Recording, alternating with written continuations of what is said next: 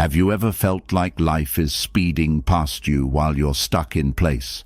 Like everyone else has figured things out, career, relationships, purpose, while you're still trying to find your footing.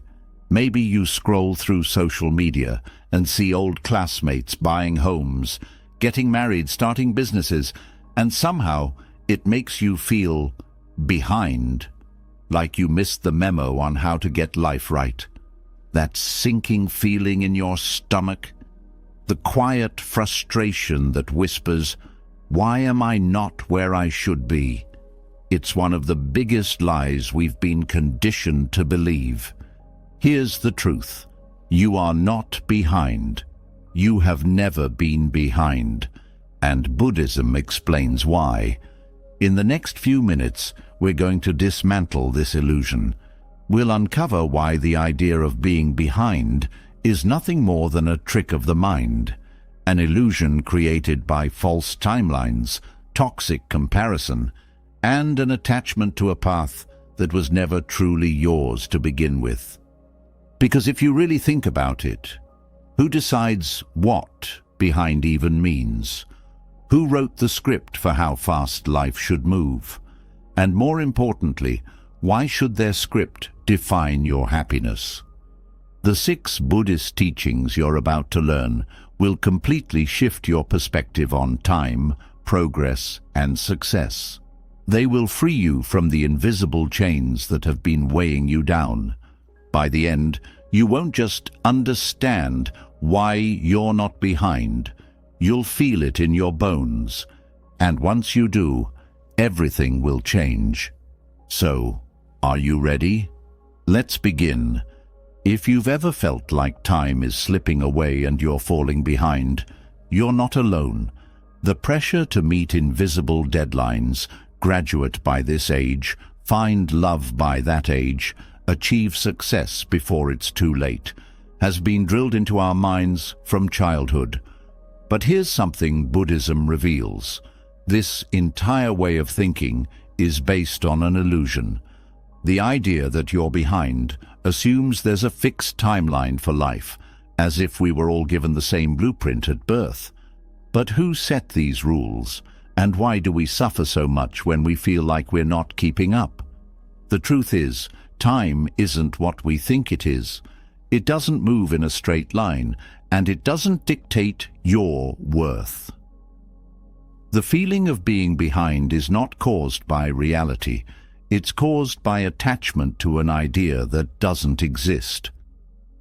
The way Buddhism dissolves this illusion is not by giving you another checklist or telling you to rush forward. It does something far more powerful. It frees you from the race entirely. Once you understand the Buddhist view on time, the pressure will lift, the anxiety will fade, and you'll see that there is nothing to catch up to, because you were never behind to begin with. At the root of suffering is attachment, not just to people or material things, but to ideas. And one of the most deeply ingrained ideas is the belief that time is fixed, rigid, and something we must conquer. In reality, time is fluid, subjective, and in many ways, an illusion. Buddhism teaches that suffering arises when we resist what is in favor of what we think should be. The thought, "I should have been more successful by now," or "I should have accomplished more," is a perfect example of this resistance. You are suffering not because of reality itself, but because you believe that your current place in life is wrong.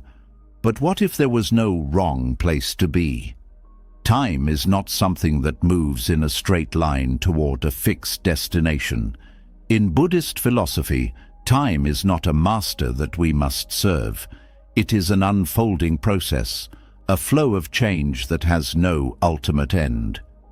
The past is a memory, the future is unknown, and all that truly exists is this moment.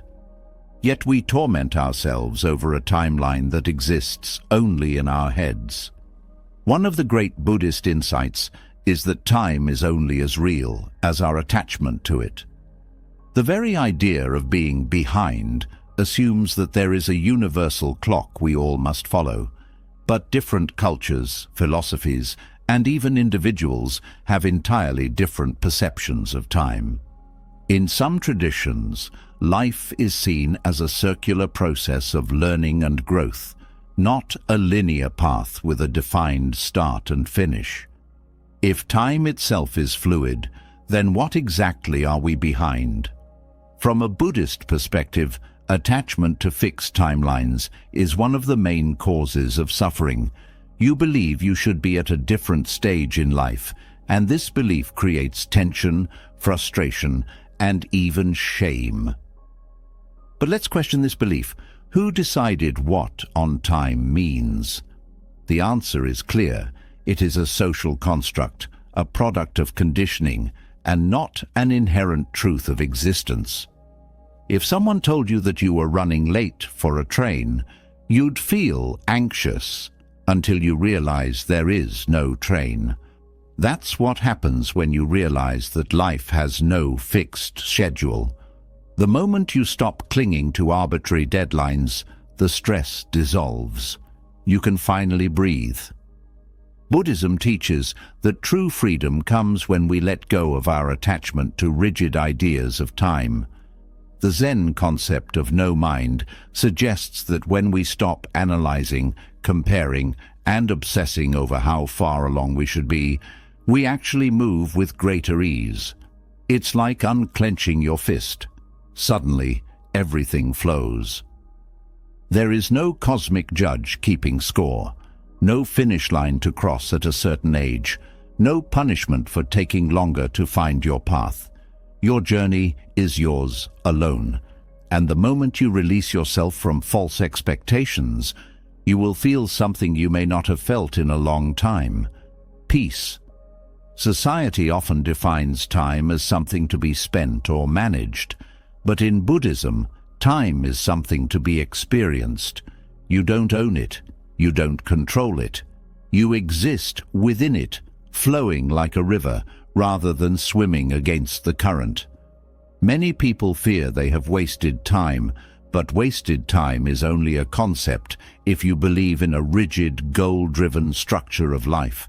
In reality, every experience you've had, every so-called mistake, every detour has contributed to who you are. Nothing has been lost. Even moments of stillness, of uncertainty, of lack of progress have shaped your journey in ways you can't yet see. We often feel behind because we measure our lives against external markers, career milestones, relationships, financial success. But what if progress was something deeper? What if the real measure of life was wisdom, inner peace, and presence? Buddhism teaches that being fully present is the only way to truly live. If you are always chasing the future, you are never here. You are always in a state of waiting, always longing for something else. The irony is that the moment you stop obsessing over where you should be, you actually arrive. One of the most powerful Buddhist concepts is anicca, or impermanence. Everything is in a state of change. Your thoughts, your circumstances, even the feeling of being behind. No state is permanent, and that includes your worries. The frustration you feel today will shift tomorrow, and a year from now, you might not even remember why you were so concerned. This is why Buddhists emphasize letting go, not in a passive, resigned way, but in a way that allows you to move through life with ease rather than resistance. When you detach from the need to be on a fixed timeline, you stop measuring your worth by external milestones. You start seeing your journey as a unique unfolding, not a race to be won. One of the most liberating realizations in Buddhism is that time is not something happening to you, it is something happening with you. You are not a victim of time, nor are you at its mercy. The idea of being too late or too slow is nothing more than a thought, and thoughts, as Buddhism teaches, are not ultimate truths. When you let go of the belief that you must keep up, something incredible happens. You start to trust your own rhythm. You start to appreciate where you are instead of constantly looking at where you should be. You start to live. In the end, breaking free from the illusion of being behind is not about speeding up or catching up. It's about realizing that there is nothing to catch up to. The only thing that exists is now, and when you fully embrace it, you will no longer feel like life is slipping away. The question is no longer, am I behind? The question is, am I present? Because presence, not speed, is what truly makes a life well lived. The feeling of being behind dissolves the moment we stop measuring time as something linear. It is an illusion that there is a single correct path, one road that all must follow, with some ahead and others trailing behind. But even after seeing through this illusion, another question arises. If progress in life is not linear, then what is it? The answer, according to Buddhism, is that existence is not a straight path toward a final destination, but a cycle that repeats itself endlessly. The struggle to get ahead, to be more successful, to prove oneself. This is all part of a cycle that has played out for lifetimes, not just in this one. The concept of samsara explains why no one is truly ahead or behind. From a higher perspective, progress in one lifetime is insignificant because existence itself is cyclical. Birth, suffering, death, rebirth. This wheel has been turning long before this lifetime and will continue long after. What feels like failure or success is nothing more than a temporary fluctuation within an endless cycle. People chase achievement, status, and security, believing that these will finally provide fulfillment. Yet even when they reach their goals, the longing for something more never ends. Every desire leads to another. Every accomplishment loses its thrill. Every moment of security fades into uncertainty. This is the nature of samsara, an endless race where the finish line is never reached, because there is no finish line. In this cycle, no one can truly claim to be ahead or behind, because no one is moving toward a final destination. Life is not a competition, but an experience, and each person is caught in their own patterns of craving, attachment, and suffering. Some may appear successful now, but their suffering may be hidden. Others may struggle, yet they could be closer to awakening than those who seem to have everything. What is considered progress by society is often just a deeper entanglement in the cycle of samsara. Wealth, power, recognition, these do not free a person from suffering, but bind them to it. Even the most outwardly successful individuals are still subject to sickness, aging, disappointment, and loss. No matter how much one gains, the cycle of craving and dissatisfaction continues. One lifetime is just a small fragment of a much larger process. The idea of reaching a final form of success within one short human life is based on the illusion that this is the only life. But according to Buddhist teachings, consciousness has been moving through different forms for countless lifetimes. Whatever struggles exist now are not permanent, just as whatever success is gained now is not permanent. The cycle continues. The desire to get ahead, to prove oneself, to meet expectations.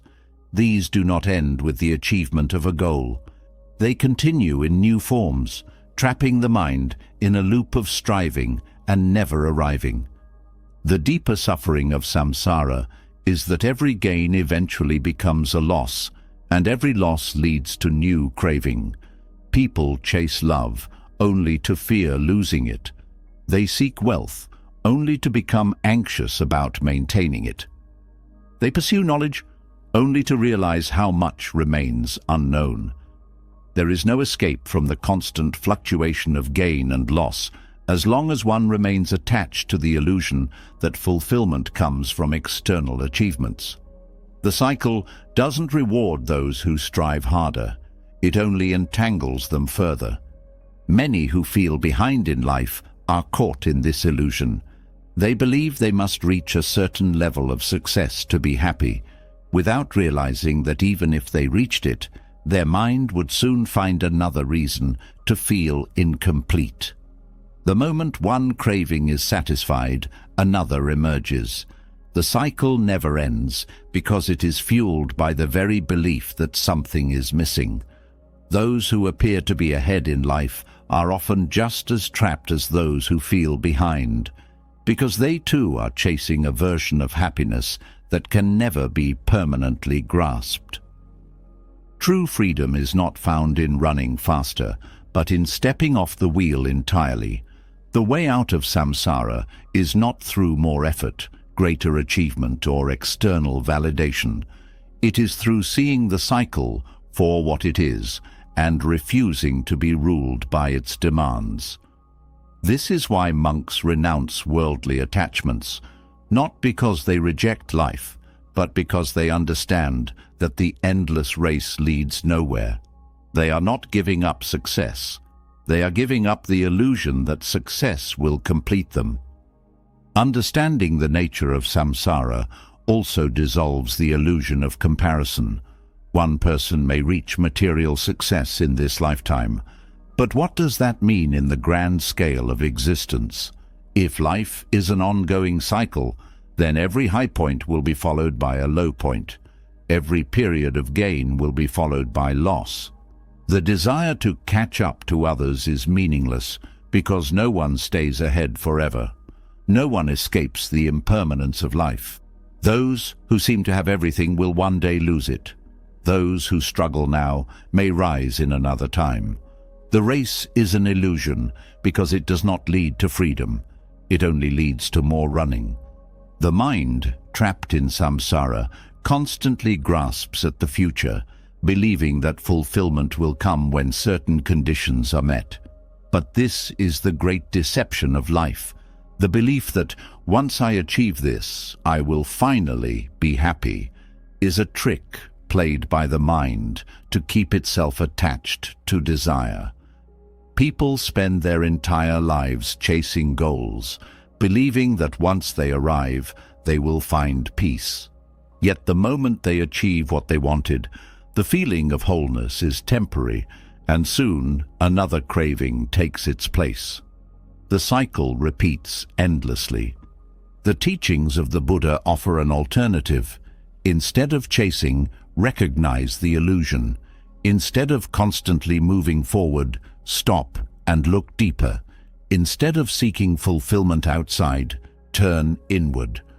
Those who feel behind in life are often the ones who are most deeply attached to the illusion of progress, believing that their happiness is always just slightly out of reach. But happiness is never found in the next milestone. It is found in the dissolution of craving itself. What many fear most is stagnation. They believe that without chasing progress, they will fall into despair, that without ambition, life will lose meaning. But true liberation is not stagnation. It is freedom from the cycle of endless longing. It's a kind of stillness that is not passive, but deeply aware. It's a realization that nothing external can complete what is already whole. This is why those who have stepped off the wheel of samsara radiate a kind of peace that cannot be shaken by external circumstances. They have ceased to measure their worth by progress and instead live fully in the present. If there is no final destination in samsara, then why do people run so desperately? The fear of stopping comes from the belief that without striving, one will be left behind. But left behind where? If there is no finish line, then no one can be late. If existence is cyclical, then all rushing is just an illusion of the mind.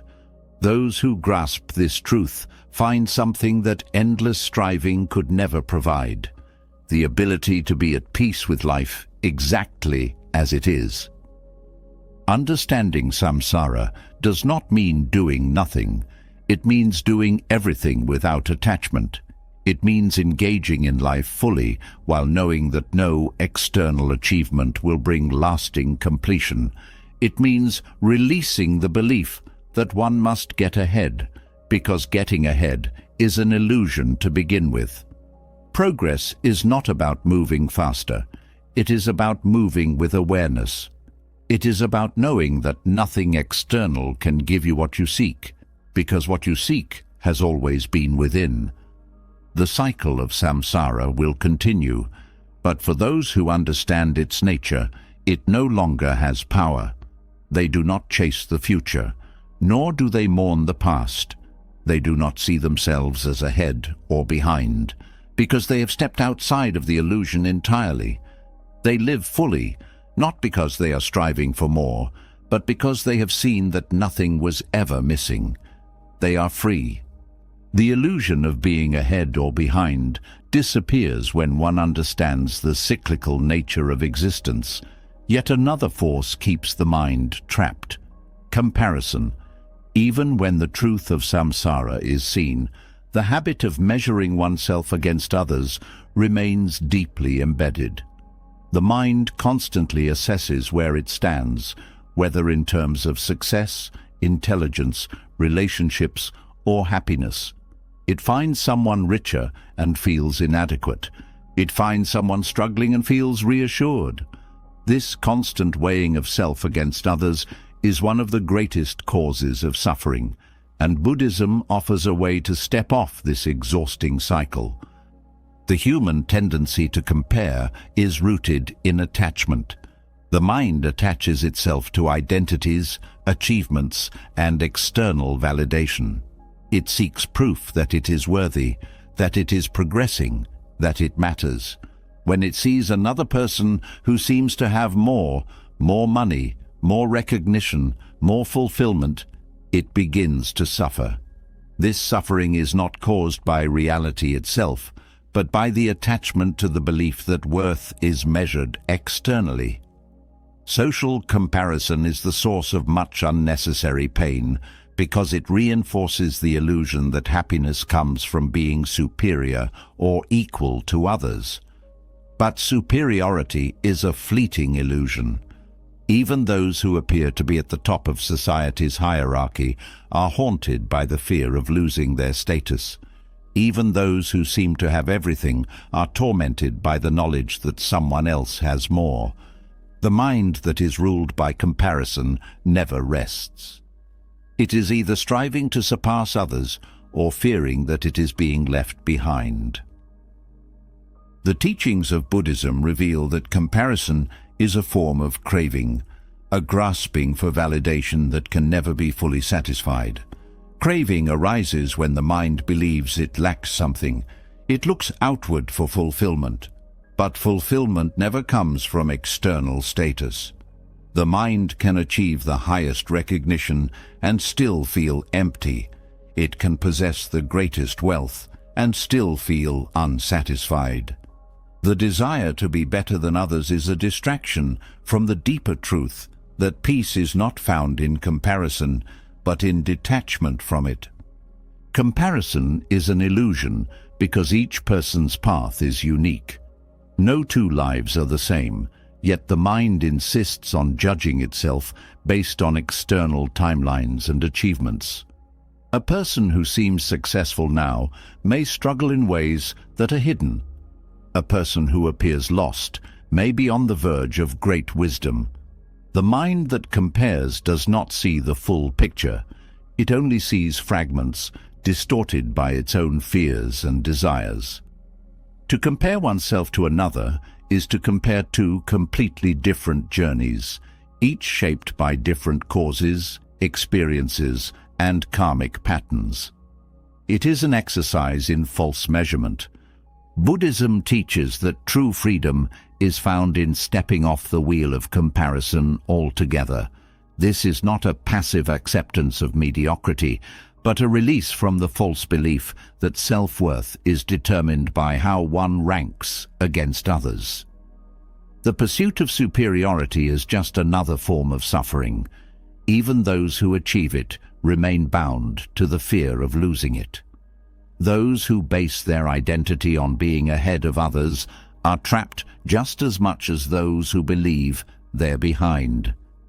To step off the wheel of comparison, one must cultivate detachment.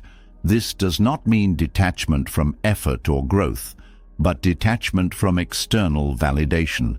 A person who is deeply at peace does not need to prove anything to anyone. They do not measure their progress based on someone else's timeline.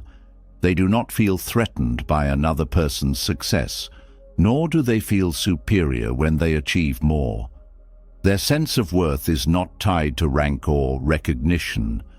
They're content in their own unfolding, knowing that their journey is theirs alone. One of the greatest sources of suffering in modern life is the endless exposure to others' lives. Social media has amplified the habit of comparison to an extreme level. People no longer compare themselves only to those in their immediate environment, but to millions across the world. The illusion of other people's perfection is constantly presented, making one's own life seem lacking. The Buddhist perspective reveals that this suffering is caused not by reality, but by attachment to illusion. The images and stories people see are not the full truth. They are carefully curated, designed to showcase the best moments while hiding the struggles, insecurities, and suffering that exist behind them. The mind that compares itself to these illusions is fighting a battle that cannot be won.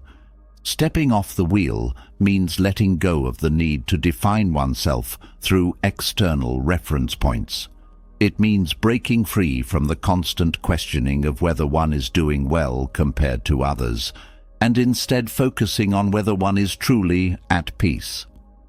The person who is constantly comparing is never present. Their mind is always elsewhere, thinking of what they lack, of what they could have, of how others perceive them. They are chasing a moving target, never arriving at a place of contentment. Detachment does not mean disengagement. It is not about withdrawing from life, but about moving through life without being controlled by external measurements. A person can still pursue growth, still work toward meaningful goals, but without attachment to status or validation. They do not need to announce their success or prove their worth. They do not feel diminished when others succeed. Their sense of fulfillment comes from within, not from recognition or superiority. One of the core teachings of Buddhism is that suffering arises from attachment to identity. When a person identifies as successful, they suffer when that identity is threatened. When they identify as falling behind, they suffer under the weight of that belief. True freedom comes from releasing these labels altogether. The mind that is at peace does not need to define itself through comparison. It simply exists, fully present, fully alive, without the constant need to evaluate itself against others. Those who are deeply attached to comparison often feel they must constantly prove their value. They fear being insignificant, overlooked, or forgotten. But significance does not come from external ranking. It comes from the depth of presence.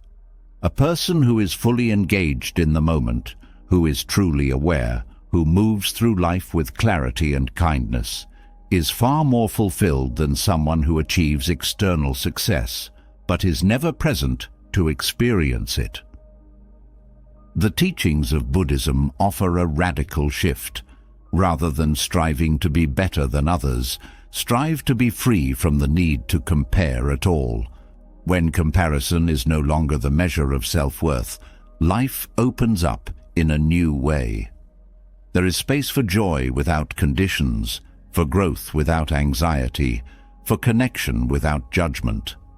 The person who has stepped off the wheel is not distracted by what others are doing. They do not live in a constant state of mental competition. They are fully immersed in their own experience, not because they have stopped caring, but because they have stopped grasping. There is no peace in a life that is spent measuring against others. There is no end to the cycle of suffering when worth is determined by rank. The only escape is to step outside the framework entirely. When one releases the need to be ahead, behind, or equal, they are no longer bound by the suffering of comparison. They can move through life with lightness, no longer weighed down by the pressure to measure up. True fulfillment is found in presence, not in position. Those who cling to external validation will never be satisfied, because there is always another level to reach, another person to surpass, another way to feel inadequate. But those who detach from the need to compare discover something that external success could never provide: freedom.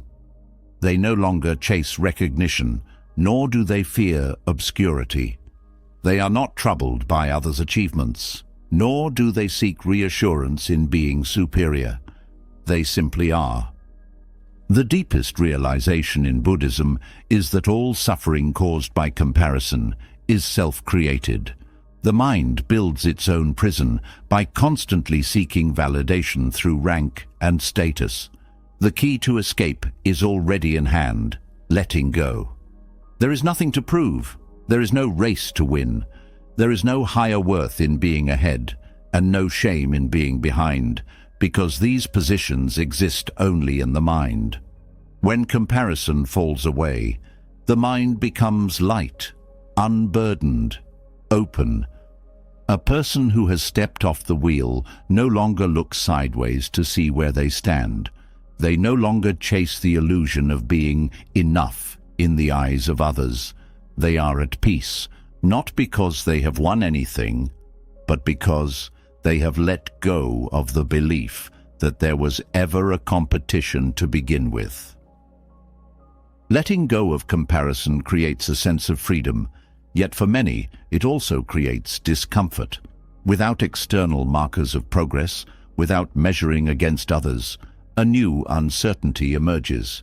If life is not a race, then what is it?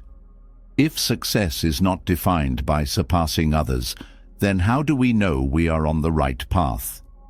This uncertainty can feel unsettling, but in Zen, it is not seen as a problem. It is seen as the doorway to wisdom. The feeling of being lost is not a sign of failure, but an invitation to embrace something deeper: the beginner's mind. The greatest suffering often arises not from what is unknown, but from the fear of the unknown. People cling to certainty because it provides a sense of security. They want clear answers, fixed plans, predictable outcomes. But life is never fixed. The illusion of certainty is comforting but false. Every belief, every plan, every identity that seems solid will eventually shift. In the face of this impermanence, resisting uncertainty only creates anxiety. The mind that clings to what it thinks it knows is constantly battling the reality that nothing is ever fully known. The Zen tradition teaches that wisdom begins when one stops trying to force certainty and instead embraces the openness of not knowing. The beginner's mind is a state of openness, curiosity, and humility. It is free from preconceptions and rigid beliefs. It does not assume that it already understands, nor does it grasp for immediate conclusions. It simply allows things to unfold as they are. In this way, the beginner's mind is not ignorance. It is a deep awareness of how little can ever truly be grasped. When the mind lets go of the need to categorize everything as known or unknown, right or wrong, ahead or behind, it enters a state of receptivity where real insight can arise. Feeling lost is often a sign that the mind is outgrowing old assumptions. Many people see confusion as a problem, but Zen sees it as a sign of expansion.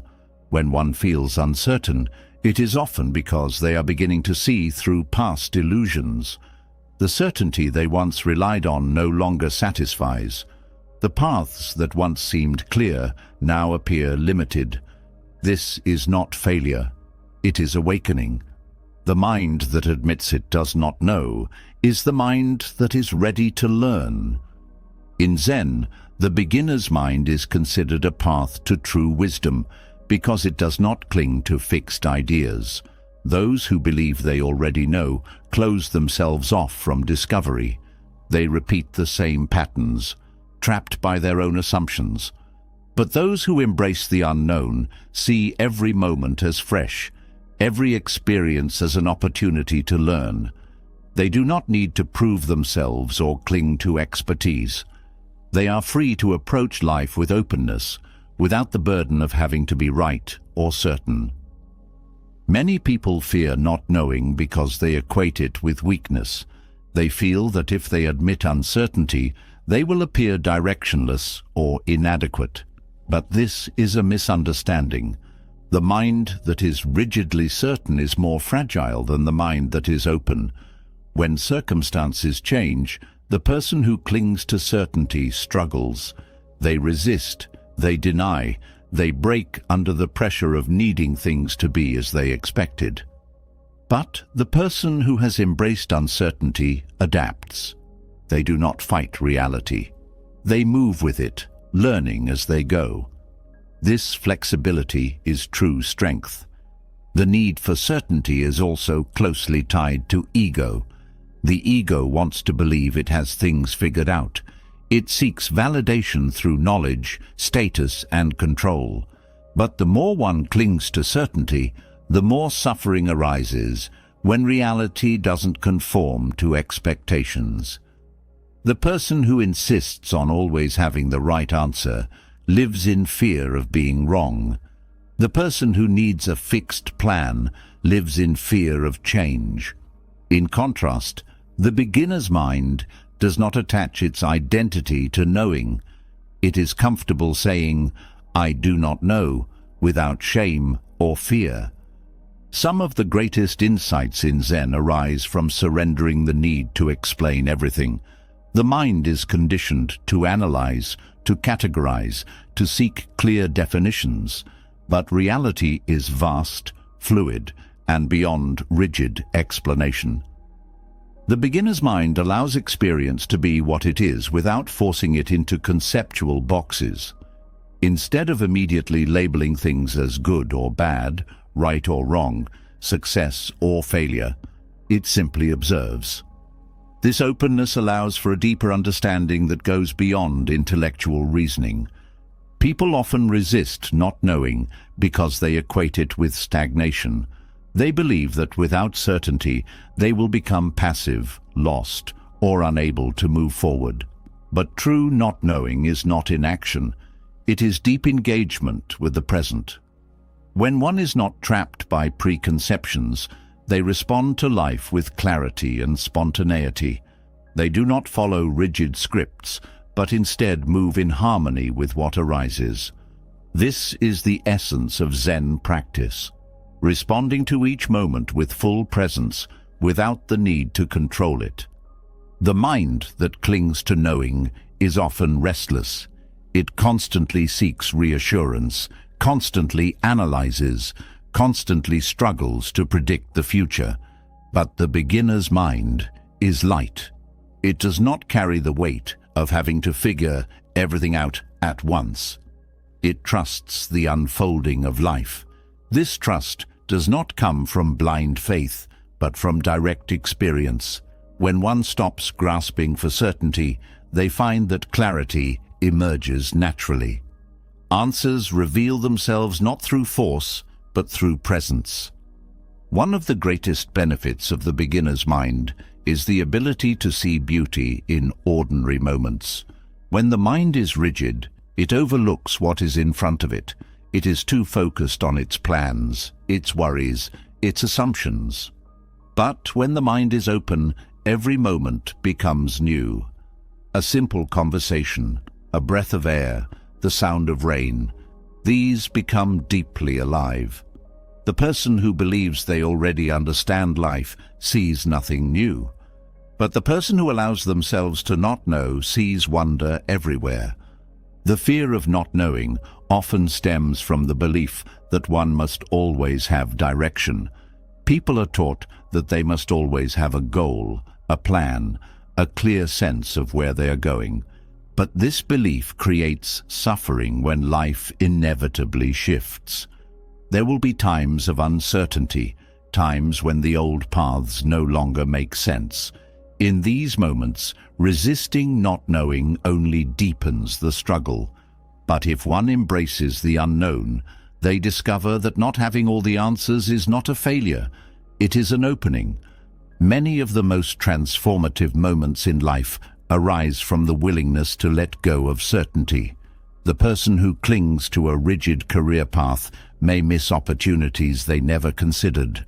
The person who insists on a fixed idea of love may overlook connections that do not fit their expectations.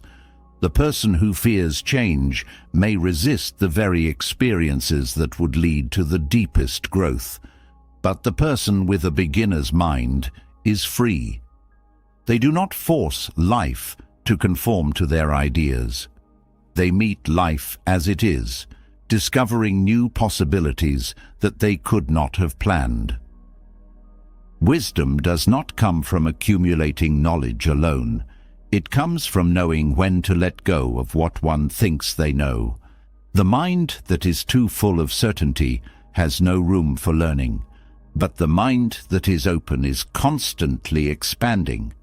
It does not need to hold on to rigid definitions of self, success, or progress. It allows itself to evolve, to be reshaped by experience.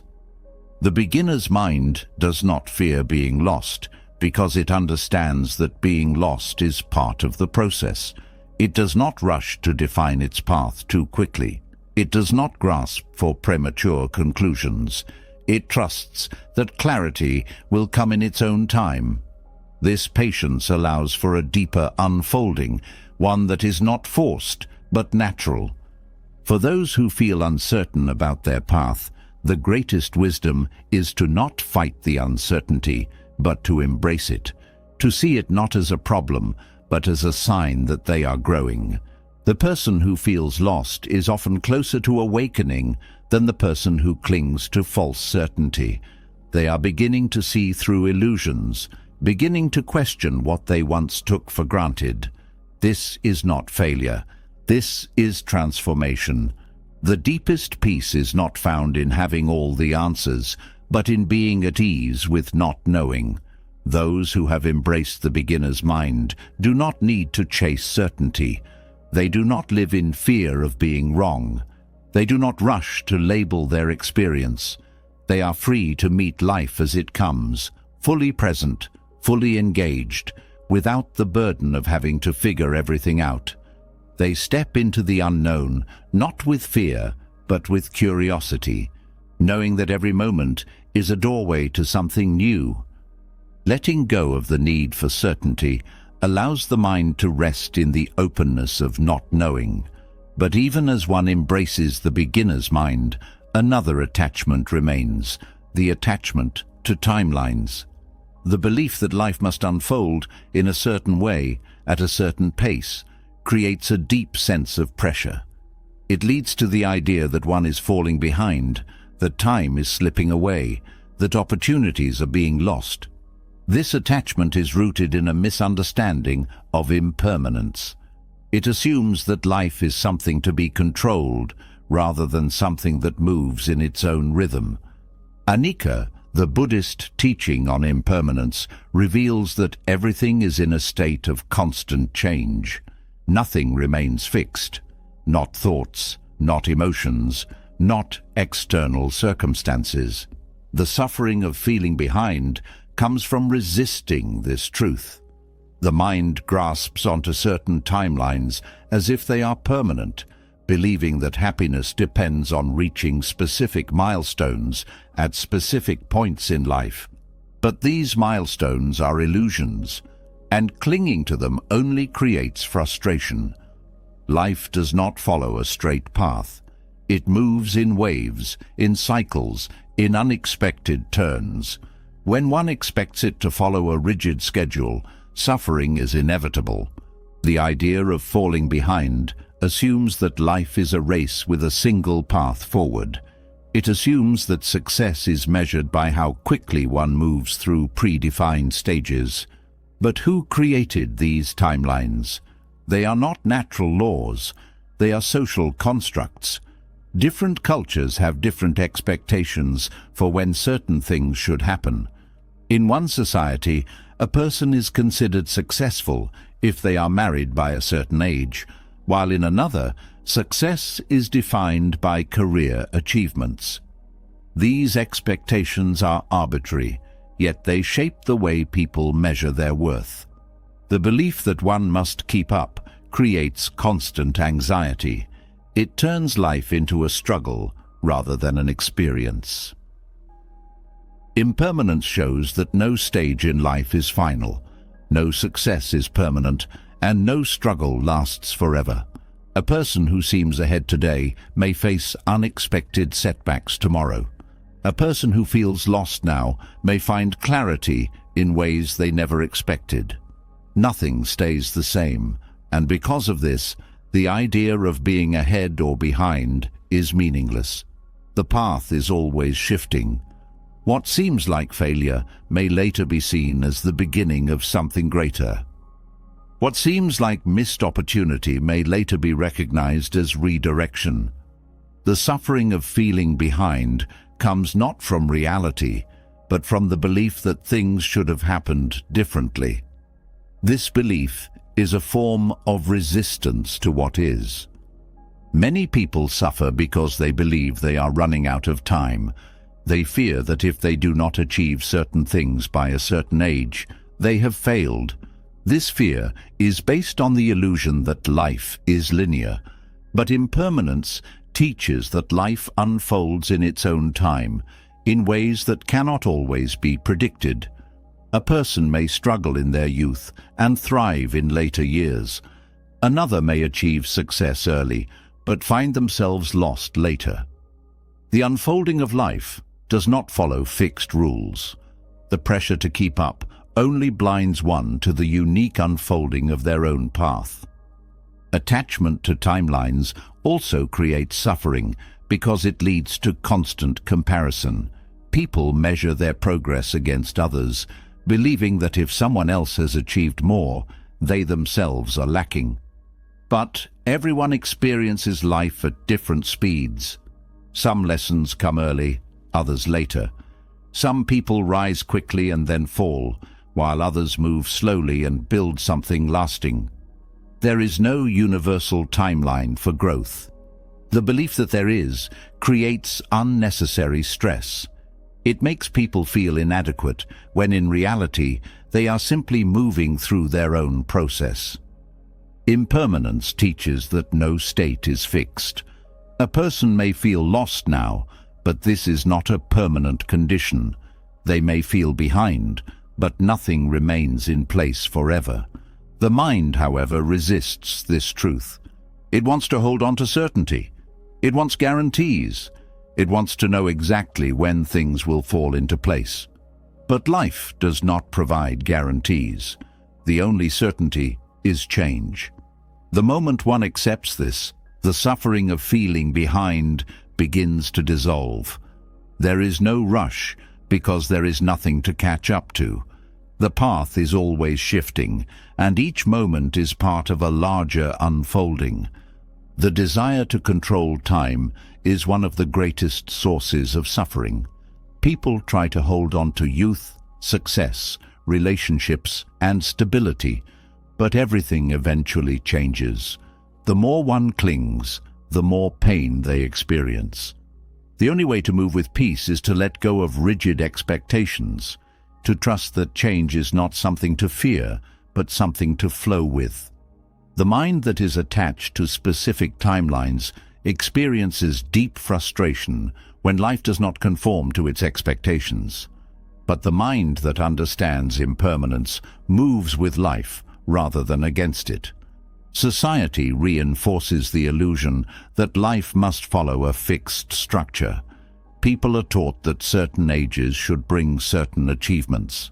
But these expectations are based on external conditioning, not on the reality of life's flow. Many people suffer because they try to fit into these artificial timelines rather than trusting their own process.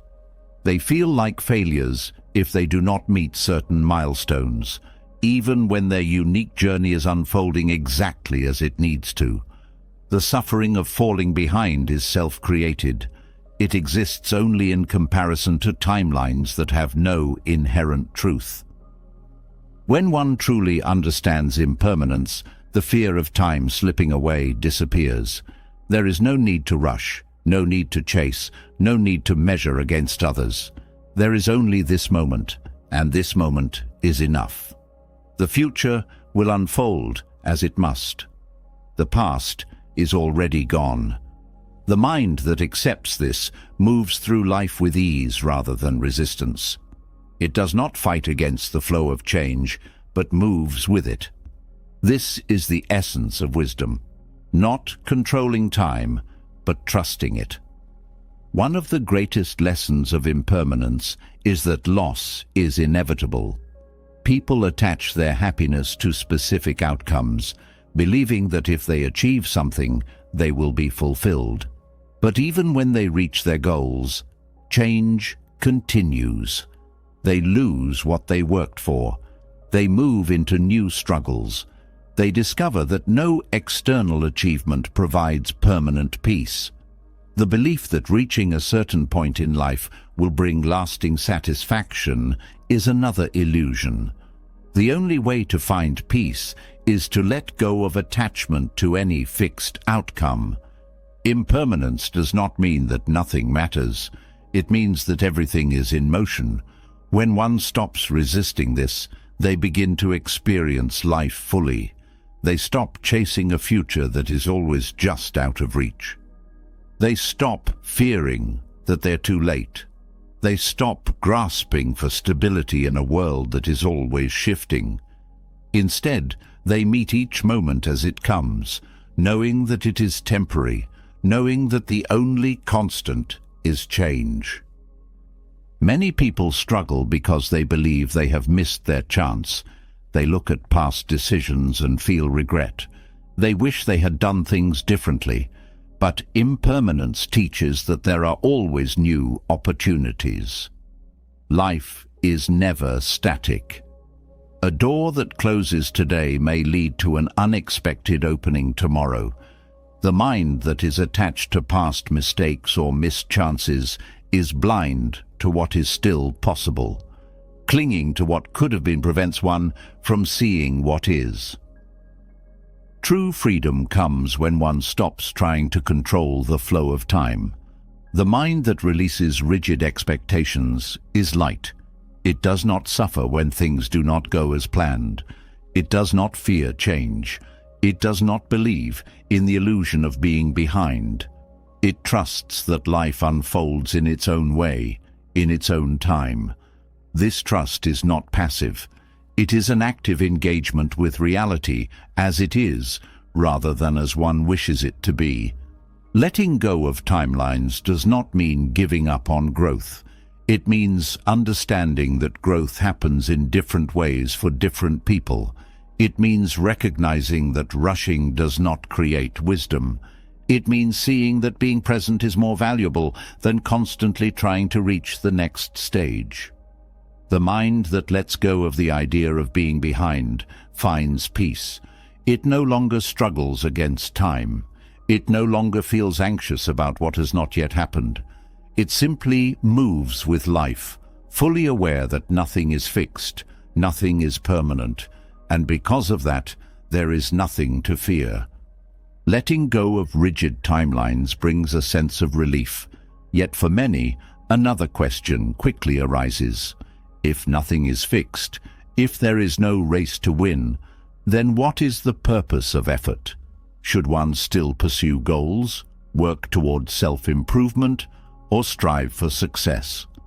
The mind conditioned to equate effort with attachment struggles to understand how one can move forward without grasping, how one can work towards something without suffering over the outcome.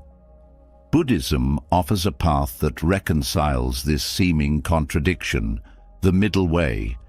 It is a way of engaging fully with life, making effort without being consumed by it, pursuing success without becoming attached to it, growing without losing inner peace.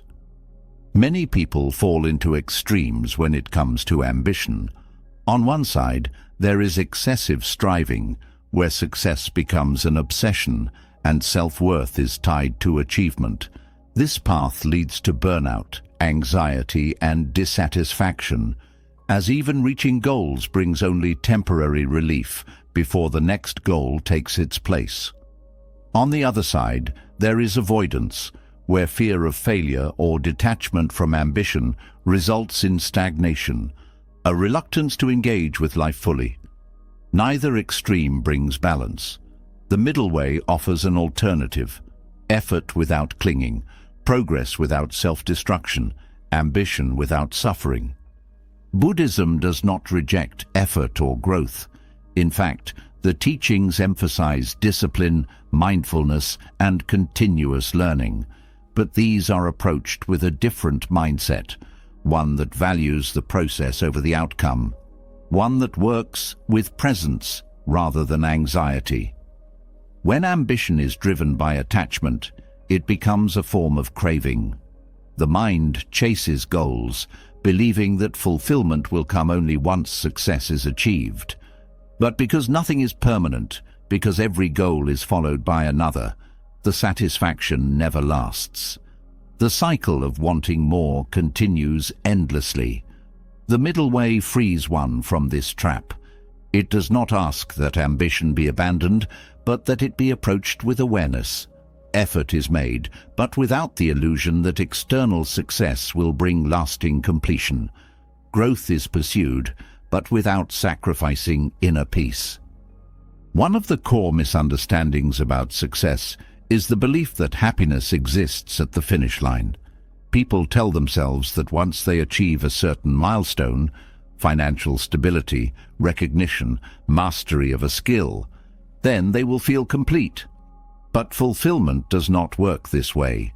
The mind that is dissatisfied before success will often be dissatisfied after success. This is because craving is not satisfied by achievement. It simply shifts to a new target. The middle way teaches that real fulfillment does not come from reaching goals, but from how one engages with the path itself. When effort is made with mindfulness, without attachment to results, every step becomes meaningful rather than just a means to an end. Many struggle with the idea of balancing ambition with detachment. They fear that without attachment, they will lose motivation, that without strong desire, they will not push themselves to improve. But the greatest achievements often come not from desperate striving, but from focused, present effort.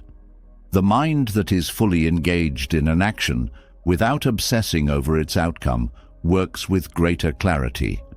Athletes speak of being in flow, where their actions become effortless. Artists describe moments of deep immersion, where time disappears and creativity flows freely. These states do not arise from anxiety or overthinking, but from deep presence. When one applies effort without clinging, work becomes more fluid, more effective, more fulfilling. Success, as defined by society, is often built on pressure to be the best, to constantly outperform, to prove worth through achievements. This creates stress, competition, and a never-ending race to maintain status. But success, when approached through the middle way, is something else entirely. It is not measured by external comparison, but by internal alignment. It is not about accumulating more, but about refining one's purpose and skills with awareness. A person who follows this path may still strive for excellence, but their effort is fueled by curiosity and passion rather than by fear of failure. They may still pursue financial stability, but they are not consumed by greed or the need for status. They work, they grow, they evolve, but they do not suffer over outcomes they cannot control. One of the greatest causes of stress in modern life is the belief that one must always be doing more. People feel guilty when they rest, anxious when they are not moving fast enough. But constant action does not equal progress.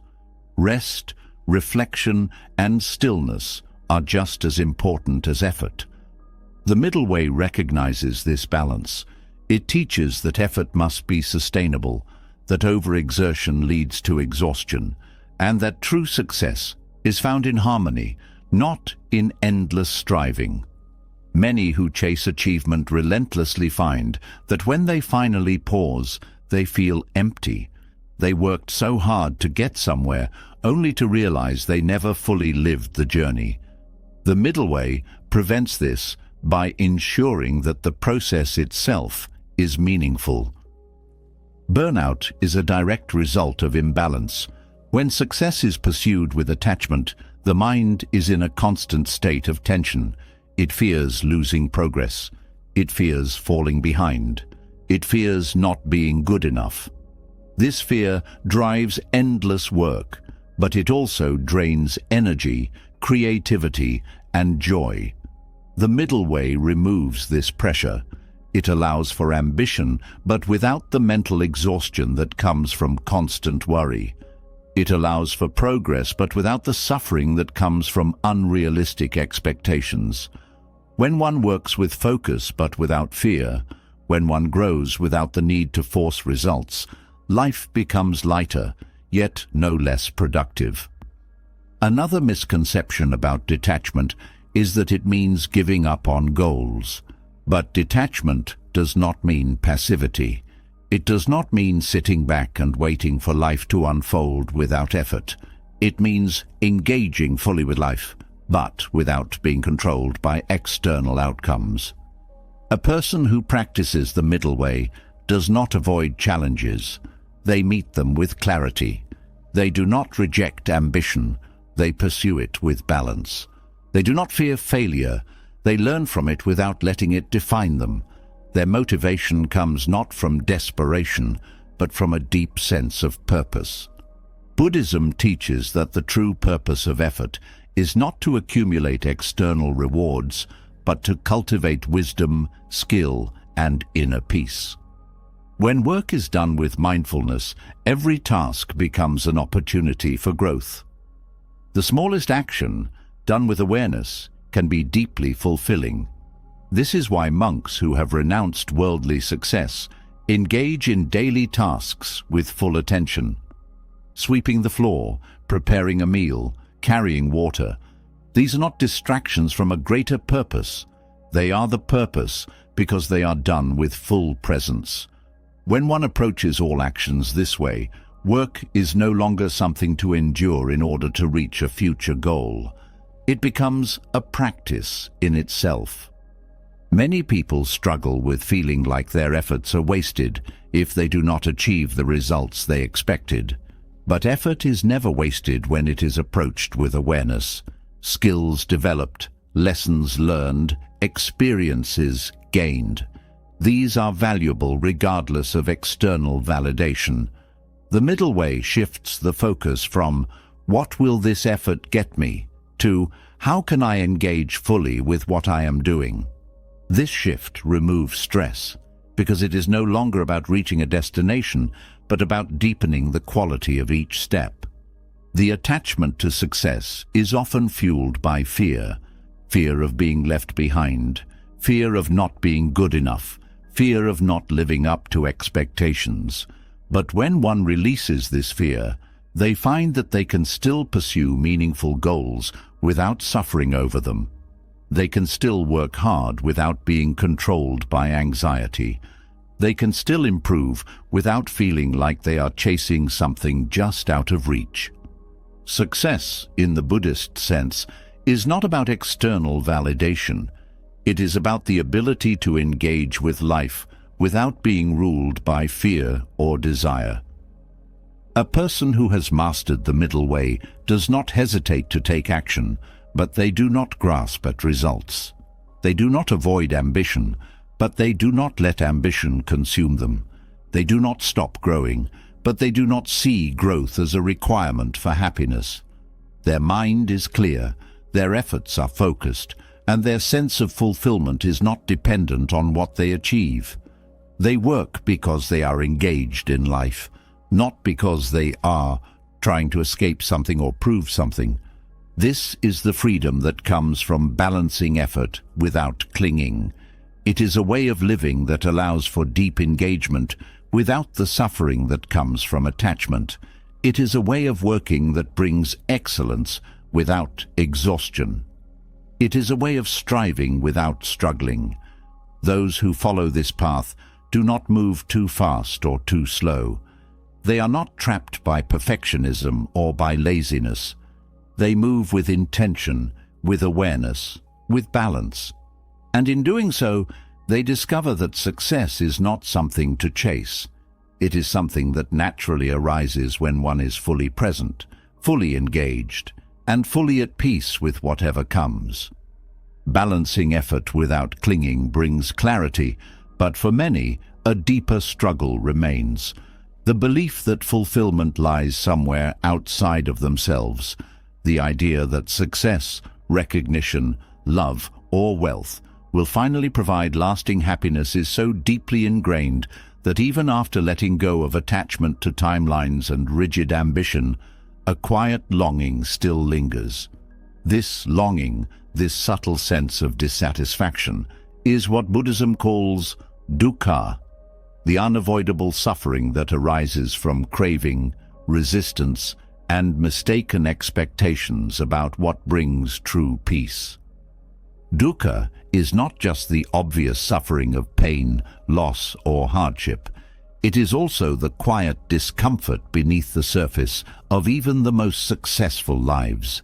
It is the restless feeling that something is still missing, that happiness is always just a little out of reach. It is the way the mind attaches itself to external goals, believing that fulfillment will come after something happens, after achieving a dream, after finding the right relationship, after reaching financial security. But the moment one milestone is reached, the mind quickly replaces it with another. Satisfaction never lasts. This endless cycle of desire and disappointment is the foundation of suffering. The illusion of external fulfillment is one of the most powerful deceptions in life. The mind constructs images of what will make it happy, and it chases these images endlessly, rarely questioning whether they hold real substance. People devote years to careers they do not love, believing financial success will bring them peace, only to find that even wealth carries stress and dissatisfaction. Others seek love, expecting it to complete them, only to discover that relationships, while meaningful, do not erase inner emptiness. Even those who achieve all they ever wanted often experience a deep confusion. Why does happiness still feel temporary? Why does contentment never stay? Buddhism teaches that this suffering does not come from life itself, but from mistaken expectations. The mind assumes that external circumstances have the power to create lasting fulfillment. It believes that happiness can be secured through status, achievement, or control. But everything external is impermanent. Success fades, relationships change, the body ages, material wealth is unstable. The more one builds their sense of happiness on things that are subject to change, the more they suffer when those things inevitably shift. Many people who feel behind in life are not actually suffering because of their situation, but because of the belief that something external should have made them happy by now. They compare themselves to others, measuring their own fulfillment against what they assume others have achieved. But even those who appear ahead are often trapped in the same cycle of craving. Everyone is searching, everyone is chasing, everyone believes that something is missing. This universal dissatisfaction is not a sign of personal failure. It is a fundamental truth of the human condition. Dukkha arises whenever there is attachment to specific outcomes, to the idea that life should have unfolded differently, to the belief that happiness comes from external sources. The mind clings to images of how things should be and suffers when reality does not align with them. But these images are fabrications. They are projections, created by conditioning, shaped by past experiences, reinforced by society. They are not truth. When one begins to see that their suffering is not caused by external lack, but by internal attachment, a shift happens. The cycle of longing begins to break. Letting go of the illusion of external fulfillment does not mean abandoning desires or giving up on life. It means seeing clearly that nothing external will ever provide permanent contentment. It means engaging with the world fully, but without the expectation that anything outside will complete what is already whole within. It means shifting the focus from trying to get something from life to simply being present in it. When the mind no longer clings to the future for happiness, the present becomes enough. The reason external fulfillment fails to satisfy is that it is always temporary. Every peak experience fades. The joy of achievement diminishes. The excitement of new love settles. The thrill of recognition is short-lived. If happiness depends on maintaining these highs, suffering is inevitable. But if one understands that happiness is not something to chase, but something to cultivate internally, they are no longer dependent on the external world for peace. They can enjoy success without fearing its loss. They can love without clinging. They can move through life without grasping for something more. One of the deepest causes of suffering is the belief that happiness is always somewhere else, somewhere in the future, somewhere in another person, somewhere in a better version of oneself. But this search is endless. Even those who appear to have everything are often still searching. There is no external destination where suffering permanently ends, because suffering is not caused by what one has or does not have. It is caused by the mind's refusal to accept life as it is. The moment one stops chasing and starts being present, the illusion of missing out begins to dissolve. Dukkha is not just about suffering in the traditional sense. It also refers to the subtle dissatisfaction that lingers even in moments of joy.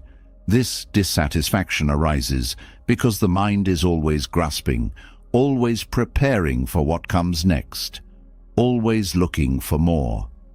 The belief that something better is just around the corner makes it impossible to fully appreciate what is already here.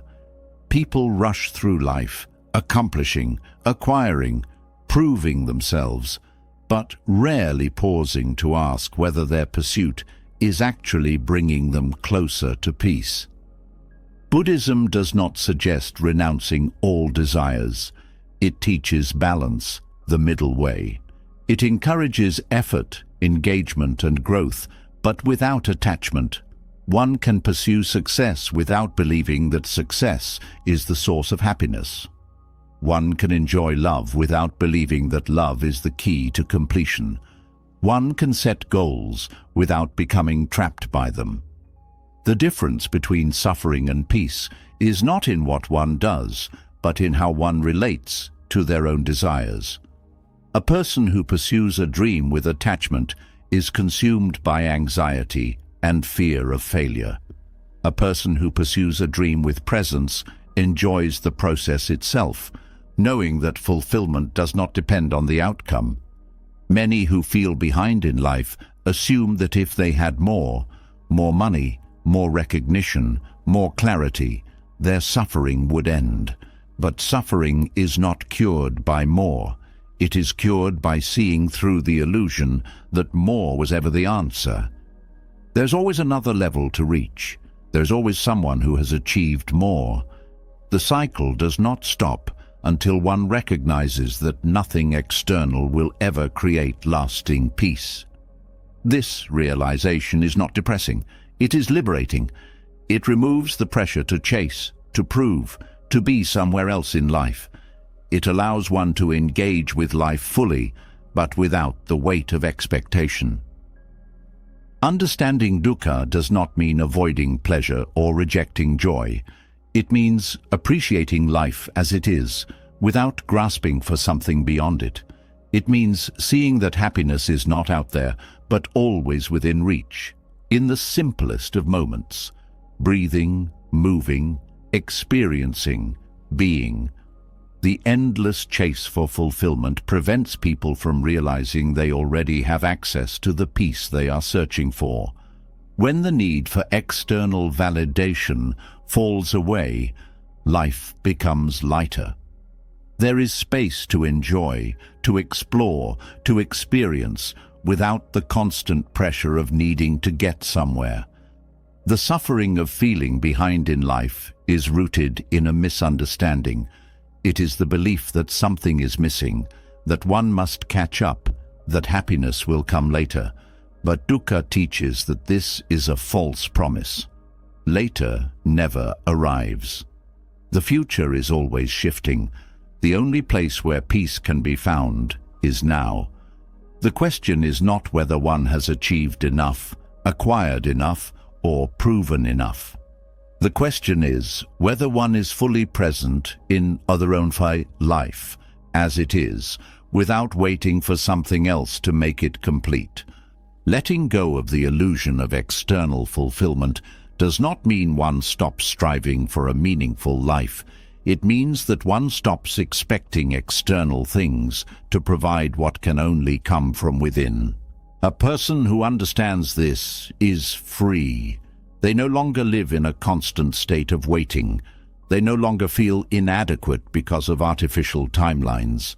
They no longer measure their worth by comparison.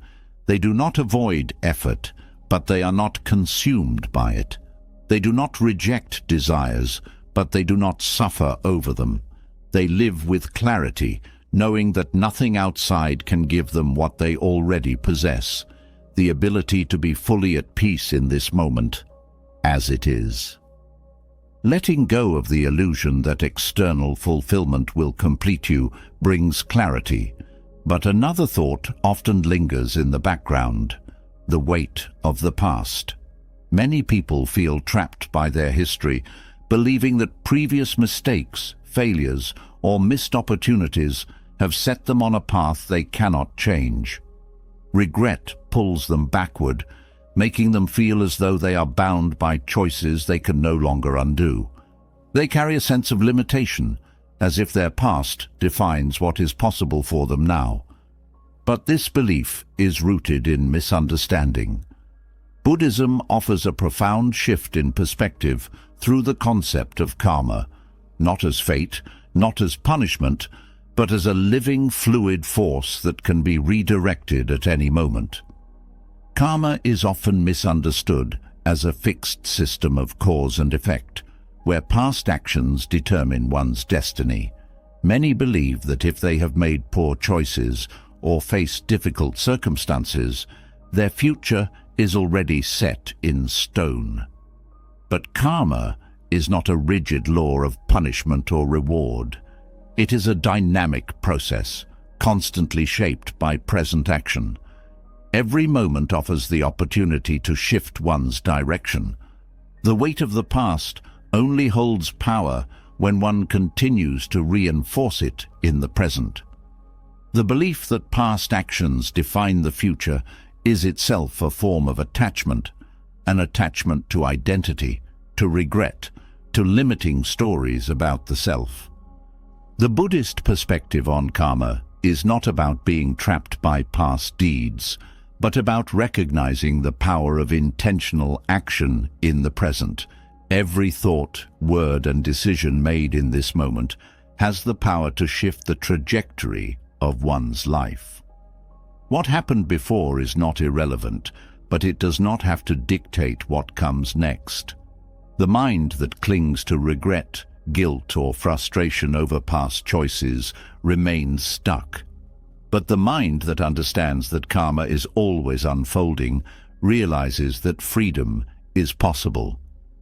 Many people feel behind in life not because of external circumstances, but because of the way they perceive their past. They look back with resentment, believing they should have made better choices, taken different opportunities, or avoided certain mistakes. But regret is an illusion that distorts reality. The person they were at that time had different understanding, different fears, different knowledge. They made choices based on who they were in that moment. The person looking back now is wiser, more aware, more experienced. It is unfair to judge past actions through the lens of present awareness. Growth is not about wishing the past were different, but about using present wisdom to create a new direction. Karma teaches that nothing is permanent, not suffering, not failure, not identity. A person who has made mistakes is not doomed to repeat them. A person who has faced hardship is not condemned to struggle forever. Life is always changing, and the energy put into the present moment determines the path ahead. The mind, however, resists this truth. It clings to old identities, reinforcing the belief that change is difficult. If someone has spent years feeling lost, they begin to assume that being lost is part of who they are. If someone has experienced failure, they begin to fear that success is out of reach. But these beliefs are just mental habits, patterns of thought that can be broken the moment one sees through them. One of the greatest misconceptions about karma is the belief that it functions like punishment. People assume that if they have struggled, it is because of something they did wrong, that life is simply handing them the consequences of past errors. But karma is not retribution, it is reflection. It mirrors the energy that is put into it. A person who carries resentment will continue to attract experiences that reinforce that emotion. A person who believes they are unworthy will continue to act in ways that strengthen that belief. The cycle continues, not because it is inescapable, but because it is being unconsciously sustained. The moment one stops feeding negative patterns, they begin to dissolve. The past is not shaping the present is shaping the future. Karma is best understood not as a fixed path, but as momentum. Past actions create tendencies, shaping habits and reactions. But just as a river can be redirected with enough effort, so can the trajectory of one's life. No matter how strong a pattern may seem, it is never beyond change. The challenge is that most people are unaware of how deeply they are reinforcing their own karma. They assume that their reactions are automatic, that their emotions are beyond control, that their beliefs are simply facts. But all of these things, reactions, emotions, beliefs, are conditioned responses, built over time. And just as they were built, they can be unbuilt. The way to transform karma is through conscious awareness. When a person begins to observe their own thoughts and actions without judgment, they start to see the patterns that have been shaping their life. They notice how certain emotions trigger predictable responses. They recognize how past conditioning influences present choices. They see the ways in which they have been feeding their own suffering without realizing it. This awareness is the beginning of change. It allows one to stop reacting out of habit and start responding with intention. Many people resist this level of responsibility because it is easier to believe that external forces are to blame for their situation. It is easier to say that life has been unfair, that circumstances have been limiting, that past mistakes have locked them into a certain path. But Buddhism offers a radical shift. No matter what has happened before, the present moment holds the key to transformation. The person who feels powerless is not actually powerless. The person who feels stuck is only stuck in their perception. The ability to change exists the moment one stops waiting for external permission to begin anew. Letting go of past karma does not mean denying past experiences. It means seeing them clearly, learning from them, and then moving forward without carrying unnecessary weight. The mind often resists this because it finds a strange comfort in familiar suffering. If a person has identified with struggle for long enough, the idea of ease feels unfamiliar. If they have viewed themselves as incapable for long enough, confidence feels unnatural. This is why deep change requires patience. The mind must unlearn what it has accepted as truth. One of the most powerful aspects of karma is that it is not just personal. Every action influences others, creating ripples that extend beyond what can be immediately seen. A person who carries resentment unconsciously spreads that energy to those around them. A person who cultivates peace naturally influences others in ways they may never fully realize. This is why transformation is not just about self-improvement. It is about breaking cycles that have been passed and through generations. If someone was raised in an environment of fear, they have the opportunity to break that cycle and cultivate a different energy in their own life. If they have been surrounded by scarcity, they can begin to cultivate generosity. If they have experienced rejection, they can learn to offer acceptance to others. Karma is not fate. It is fluid. The mind that believes it is bound by past mistakes is still living in the past. But the person who sees that each moment is a new beginning is free. They are no longer defined by what has been. They are shaped by what they choose now. The power to redirect life's course is always present. It is not something given by external forces. It is something realized from within. Letting go of the idea that the past has ruined the future is one of the most freeing realizations one can have. No moment is wasted if it leads to deeper awareness.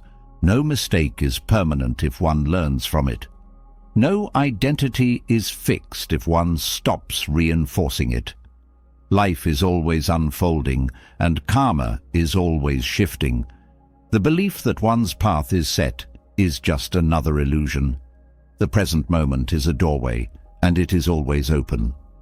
The suffering of feeling behind in life often comes from the belief that past choices have set an unchangeable course. But karma is not about being stuck in consequences. It is about seeing that every action, no matter how small, influences the future.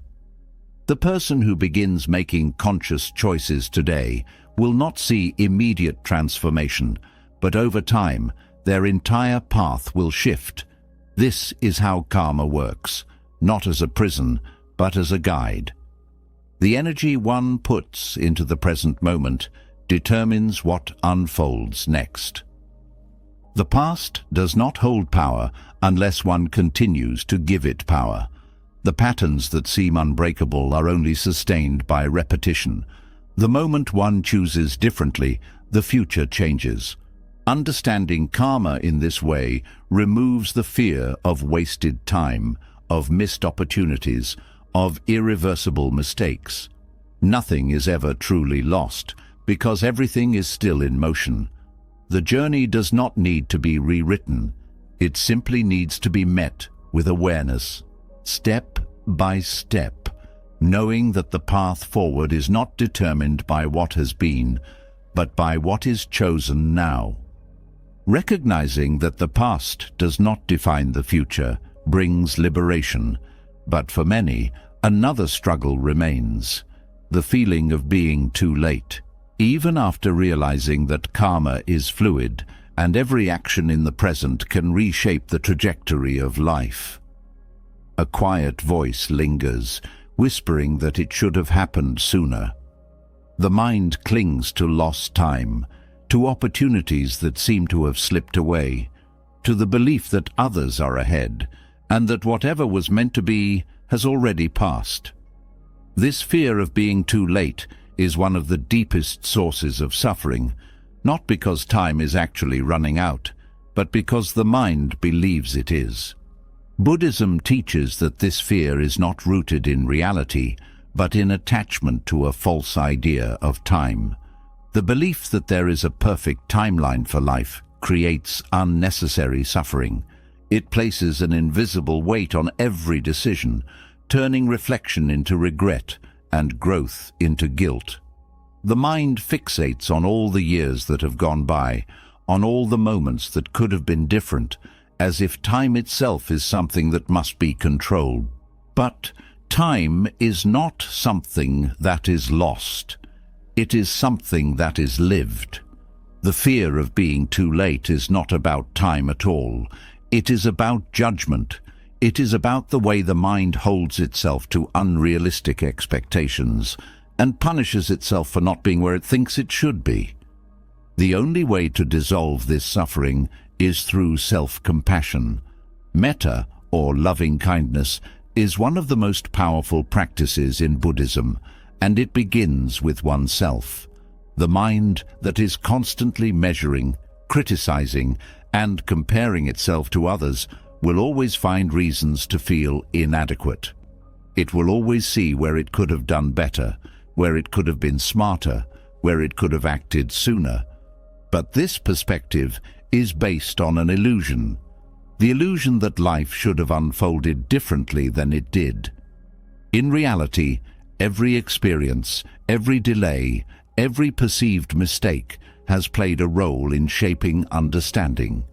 The mind that clings to regret does not see the wisdom that has been gained along the way. Self-compassion is not about making excuses or denying responsibility. It is about seeing oneself with the same kindness that would be given to a friend. If another person came with the same worries, saying they feel too late, that they regret the years wasted, that they wish they had started sooner, the response would not be judgment. It would be gentle understanding. It would be encouragement. Yet when it comes to oneself, the mind turns harsh. It insists that it should have done better, that it should be somewhere else by now. But this self-judgment is not truth. It is conditioning. It is the habit of seeing oneself through a lens of criticism rather than care.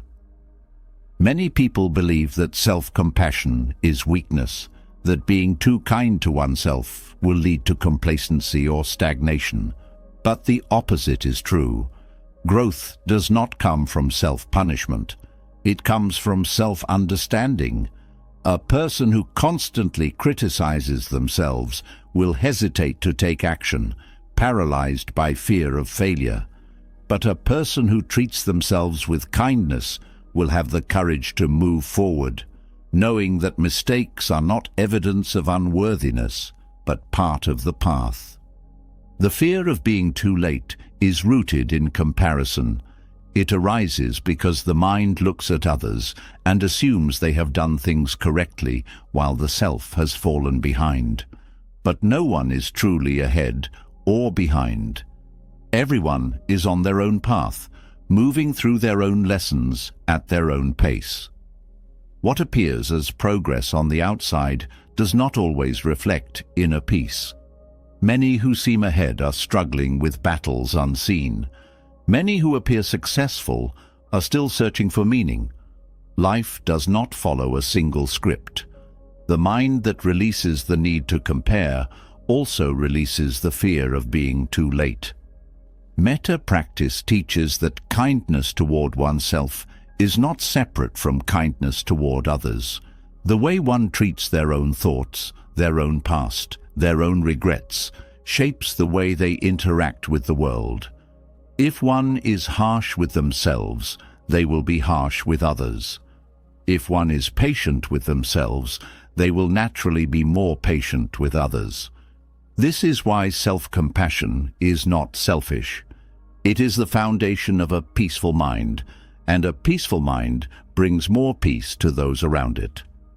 Buddhism teaches that suffering arises from attachment, and one of the deepest attachments is to self-judgment.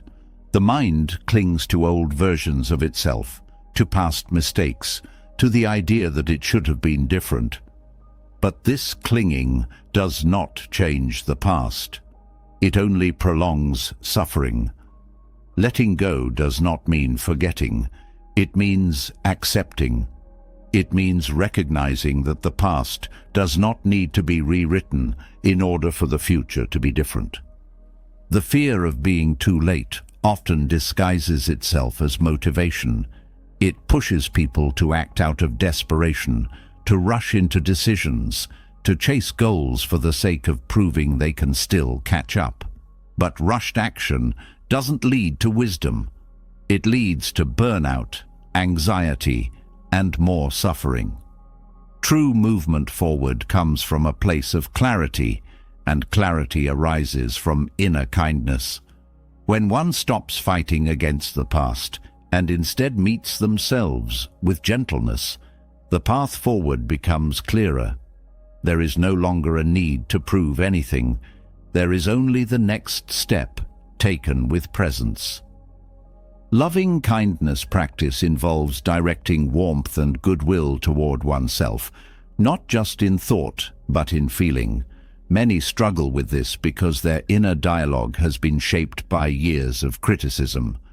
The habit of self-judgment is deep, reinforced by cultural expectations, by family conditioning, by the belief that self-worth is something to be earned. But worth is not conditional. It does not depend on how much has been achieved or how well one has kept pace with others. It exists naturally, simply by being.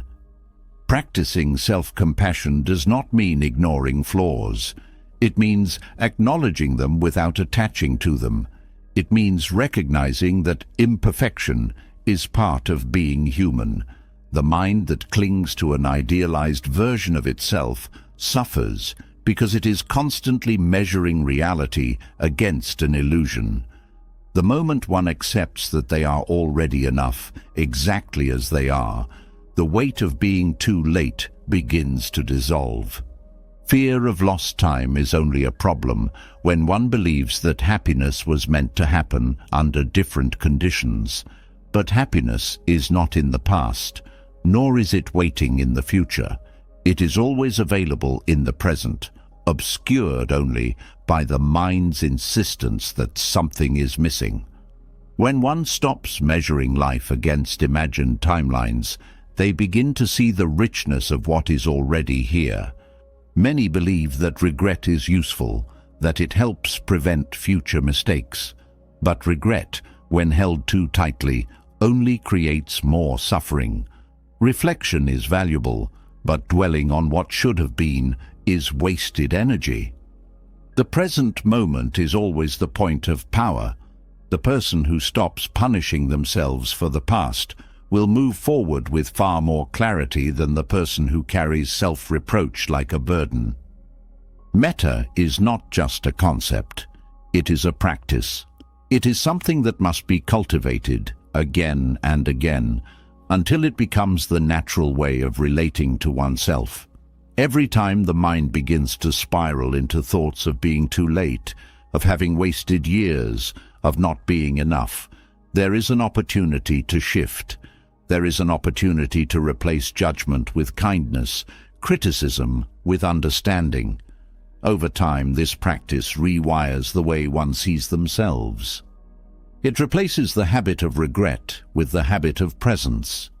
It transforms suffering into peace. Letting go of the fear of being too late does not mean ignoring goals or abandoning dreams. It means pursuing them without the weight of self-judgment.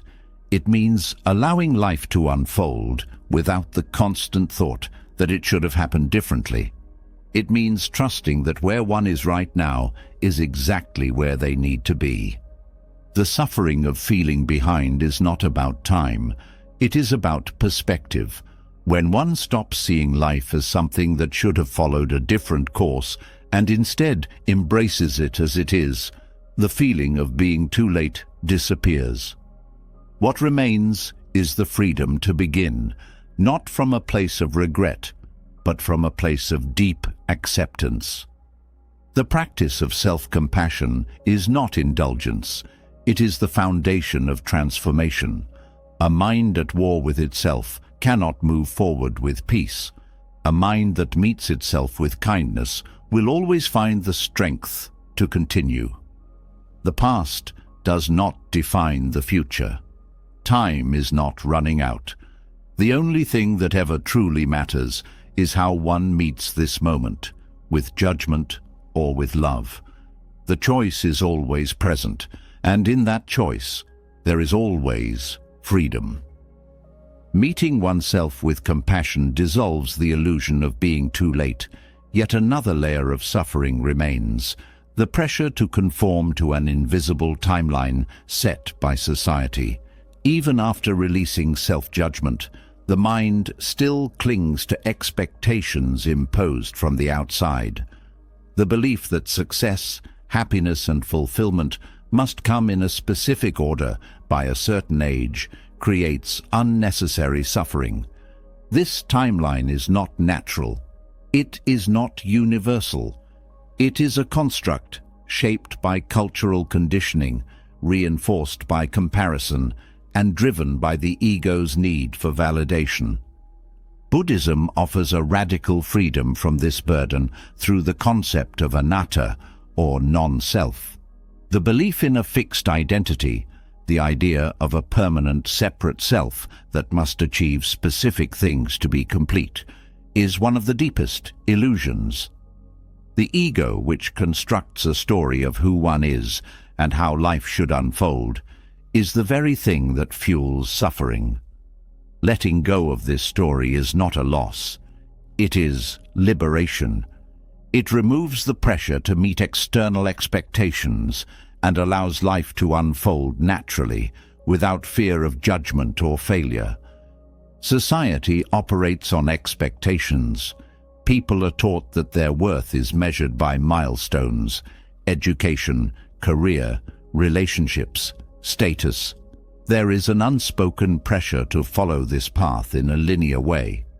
Those who deviate, who take longer, who choose differently, often feel out of place. They believe they are behind. But behind what? The standard they compare themselves to is arbitrary. It was created by collective conditioning, not by truth. Different cultures have different expectations. Different eras have different values. What is seen as success in one place is meaningless in another. The fear of falling behind is not based on reality, but on attachment to an illusion of how life should be. Anatta teaches that the self is not fixed. It is not a solid entity moving through life with a single purpose. It is fluid, changing with each experience. The idea that one must fit into a predetermined mold ignores this truth. People cling to identities, student, professional, spouse, parent, as if these labels define them. But these roles are temporary. They shift, evolve, and sometimes disappear. The suffering of feeling inadequate arises when one attaches too strongly to these roles, believing that deviation from them is failure. Letting go of the ego's timeline does not mean abandoning goals. It means seeing that goals are not tied to identity. A person is not less because they have not achieved what others expect. A person is not more because they meet societal standards. These measures are illusions. Real fulfillment does not come from meeting expectations. It comes from alignment with one's true nature, which is beyond labels, beyond achievement, beyond the constant striving for validation. The ego fears irrelevance. It clings to status, to reputation, to the belief that what others think determines worth. This fear is what keeps people trapped in societal expectations. They pursue things they do not truly desire, not because they bring meaning, but because they fear judgment. They rush through life, ticking boxes, proving themselves, only to feel empty once they arrive. The anxiety of never doing enough, never being enough, is fueled by attachment to the image the ego constructs. Anatta dissolves this illusion by revealing that there is no fixed self to protect, no permanent identity to defend. The idea that one must accomplish certain things by a certain age assumes a stable, unchanging self. But there is no such self. What one values today may change tomorrow. What seems urgent now may be meaningless later. The more tightly one grips an identity, the more suffering arises when life inevitably changes. Freedom comes when one stops trying to control the story and instead allows life to unfold without resistance. Comparison is one of the greatest obstacles to peace. The mind constantly measures itself against others, believing that worth is relative. But every life path is different. Every person carries unique experiences, challenges, and lessons. There is no single way to live. The pressure to keep up is meaningless when seen from a wider perspective. The sun does not rush to rise. The river does not force its flow. Nature moves in its own rhythm, without worry, without comparison. Human life is no different. Letting go of the ego's timeline does not mean rejecting ambition. It means detaching from the belief that ambition defines identity. One can strive for excellence without being consumed by it. One can pursue goals without believing that success determines worth. The problem is not effort, but attachment. When ambition is driven by fear, fear of being left behind, fear of not being enough, it leads to exhaustion and dissatisfaction. When ambition is guided by inner clarity, without the need for validation, it becomes a source of joy rather than suffering.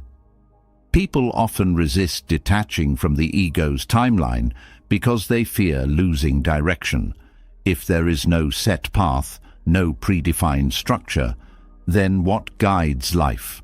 But letting go does not mean drifting aimlessly. It means moving with awareness rather than compulsion. Instead of being controlled by external pressures, one acts from a place of inner truth. Instead of chasing approval, one follows what is meaningful. The difference is not in action, but in intention. A person who is driven by fear and comparison will always feel behind. A person who is guided by authenticity will always be exactly where they need to be. The suffering of feeling behind is a symptom of ego identification. It arises when life is measured by artificial standards rather than by direct experience. A child does not ask whether they are behind in learning to walk. They simply take each step as it comes. A tree does not question whether it is growing fast enough. It simply grows. This is how life moves when it is not burdened by expectation. The moment one stops asking whether they are ahead or behind, the illusion dissolves. There is only the present moment, unfolding as it must. Many people spend their entire lives trapped in a cycle of proving themselves. They chase things they do not truly want, fearing that if they do not, they will be seen as failures. But failure, as defined by society, is just another illusion. A person who does not fit into conventional success is not lesser. A person who chooses a slower path, a different direction, is not lost. They are simply moving according to their own rhythm. The idea that everyone must follow the same path ignores the vast complexity of human experience. Buddhism teaches that attachment to identity is one of the greatest sources of suffering. The ego constructs a version of the self and then spends a lifetime defending it. But identity is fragile. It shifts with time, with experience, with circumstances. When one realizes that they are not bound by any single version of themselves, they become free. They can change, adapt, grow without fear of failure. They no longer need to prove anything, because there is no fixed self to prove anything to. Letting go of the ego's timeline does not mean giving up on life. It means living without fear of being judged for doing things differently. It means moving without the burden of comparison. It means understanding that success is not measured by external standards, but by inner peace. A person who has found this peace, who no longer chases validation, radiates a quiet confidence. They do not need to be recognized because they are already whole. The suffering of feeling behind exists only in the mind. It is created by attachment to an idea of how life should be. When this idea is released, suffering disappears. What remains is freedom, the ability to move, to grow, to experience without fear. The present moment is not a checkpoint in a race. It is not a test of progress. It is life itself, unfolding as it must. The more one tries to control it, the more suffering arises. The more one allows it to be as it is, the more peace they find. Anatta teaches that there is no fixed self to protect, no permanent version of oneself to uphold. The mind resists this truth because it finds comfort in certainty. But real peace does not come from certainty. It comes from trust. Trust that life is not something to be mastered, but something to be lived. Trust that there is no single way to be. Trust that letting go is not losing control, but gaining freedom. The moment this truth is seen clearly, the fear of being behind disappears. The need to compare vanishes. What remains is a quiet knowing. There is nothing to prove, nothing to chase, nothing to become. There is only this moment, exactly as it is, and it is enough. Releasing attachment to external timelines dissolves the weight of comparison, but another deeply ingrained belief remains. The idea that life moves in a straight line, that progress is measured in clear steps, and that any deviation from the expected path means starting over. The fear of having to begin again paralyzes many, creating hesitation, regret, and self-doubt. It convinces people that their efforts have been wasted, that time has been lost, and that their mistakes have set them back. But this belief is built on a false premise. Buddhism challenges the illusion of linear progress, revealing that nothing is ever truly lost, and no one ever truly starts over.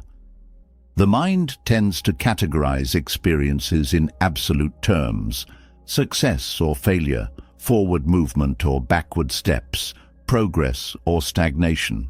It constructs a rigid map of how life should unfold, assuming that each milestone must lead smoothly to the next. When reality does not match these expectations, suffering arises. If a goal is not reached in time, if a path is interrupted, if circumstances change unexpectedly, the mind assumes that progress has been erased. But this is an illusion. No experience is ever undone. No lesson is ever lost. The journey continues, even when it appears to be standing still. The concept of anicca, or impermanence, teaches that everything is in motion. Life is not a series of fixed checkpoints, but a fluid unfolding. The idea of starting over assumes that something has been reset, that what was before has disappeared. But nothing disappears. Every moment carries forward the weight of experience, the depth of understanding, and the unseen growth that has taken place. Even in what seems like failure, something has shifted. Even in what appears to be regression, wisdom has accumulated. The path does not restart, it transforms. The illusion of linear progress is deeply conditioned. Society reinforces the idea that success follows a clear trajectory: education, career advancement, relationships, financial stability. When life deviates from this pattern, the mind panics. It assumes that setbacks mean returning to square one, as if everything gained before has been erased. But experience is not like a staircase that can be fallen down. It is more like a river, always flowing, always carrying forward the past, even when it seems to change direction. One of the greatest causes of suffering is the belief that a wrong turn requires beginning again. This belief traps people in hesitation, making them afraid to take risks or explore new paths. They fear that if they step away from what they have built, all will be lost. But nothing is lost. Every skill developed, every insight gained, every challenge endured continues to shape the present. The lessons remain, even when the external structures change. A person who shifts careers does not discard the wisdom of their past work. A person who ends a relationship does not erase the depth of what was learned. A person who takes a different path in life does not abandon everything that came before. The fear of starting over is not fear of effort, it is fear of losing meaning. But meaning is never lost, it simply evolves. The mind fixates on destinations, believing that once a goal is reached, stability follows. But goals are temporary. Success is not a permanent state. No matter how much is achieved, circumstances will continue to shift. The belief that progress must always move forward in a straight line ignores the reality of impermanence. The person who resists this truth will suffer when life inevitably disrupts their plans. The person who embraces it will move with ease, knowing that no path is wasted, no detour is meaningless, and no effort disappears. People often resist change because they fear the loss of identity. They believe that if they take a different direction, they will become someone else, that everything they have built will be forgotten. But identity is not fixed. The person one was 10 years ago is not the person they are today. Growth is not a single path, but a constant unfolding. The need to define oneself through external achievements creates the illusion that progress is measurable. But real progress is not something that can be counted. It is not defined by titles, wealth, or status. It is found in awareness, in the deepening of understanding, in the ability to move through life without fear of change. The illusion of starting over creates unnecessary suffering. It convinces people that they have fallen behind, that they must catch up, that they have wasted time. But time is not wasted when it is lived fully. Every experience, even those that seem like mistakes, contribute to growth. The mind that regrets the past does not see that even in its difficulties, something valuable was gained. The wisdom that exists now would not exist without everything that came before. The fear of beginning again is only fear of the unknown. But the unknown is always present. It is not a reset. It is simply the next step. Buddhism teaches that attachment to fixed outcomes creates suffering. The desire for certainty, for a predictable path, leads to anxiety. The moment something disrupts expectations, the mind resists, struggling against reality. But reality does not move in a straight line. It moves in waves, in cycles, in rhythms beyond human control. The belief that life must be linear is what creates distress. The truth is that no one starts over, because no moment is disconnected from the ones before it. Every effort remains. Every lesson continues. Every shift in direction is still movement. One of the greatest illusions is that others are progressing while one is falling behind. The mind assumes that those who seem to be on a steady path are moving forward, while those who experience setbacks are stuck. But progress is not visible from the outside. A person who appears successful may be internally lost. A person who seems to have stability may feel deeply unfulfilled. True growth happens within. It is not measured by society's standards, but by the clarity and peace one carries. The person who has released attachment to external validation is never behind. They move according to their own rhythm, without fear of what others may perceive. Many believe that if they had made different choices, they would be further ahead. They regret decisions, believing they must now make up for lost time. But no time is lost. Every choice made was the only choice that could have been made in that moment, given the understanding that existed then. The mind that fixates on alternate possibilities creates suffering by rejecting the present. But the present is all there is. The belief that things should have unfolded differently ignores the fact that even the perceived detours were part of the journey. The idea of a fresh start is appealing because it suggests that the past can be erased, that mistakes can be undone.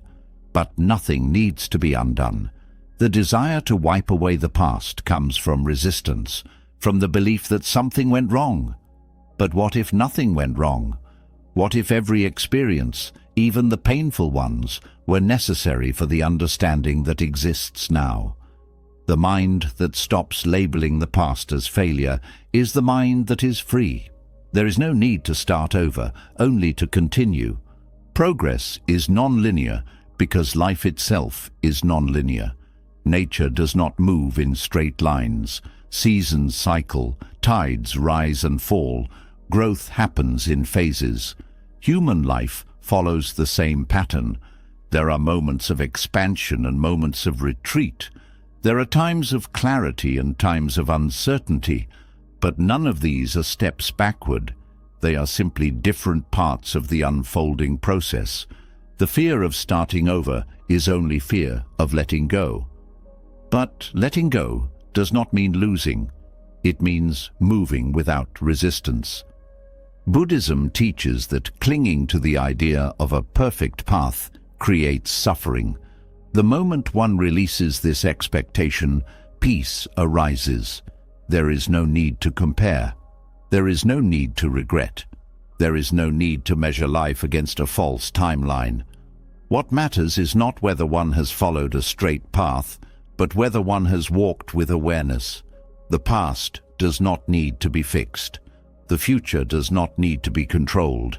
The only thing that matters is how one meets the present, knowing that nothing has been wasted, nothing has been lost, and nothing ever truly begins again. It only continues exactly as it should. Letting go of the illusion of starting over dissolves the fear of wasted time, but another deep struggle remains, the relentless feeling of being left behind. Even after accepting that life is not a straight path, the mind continues to compare, to measure, to believe that others are ahead while it remains stuck.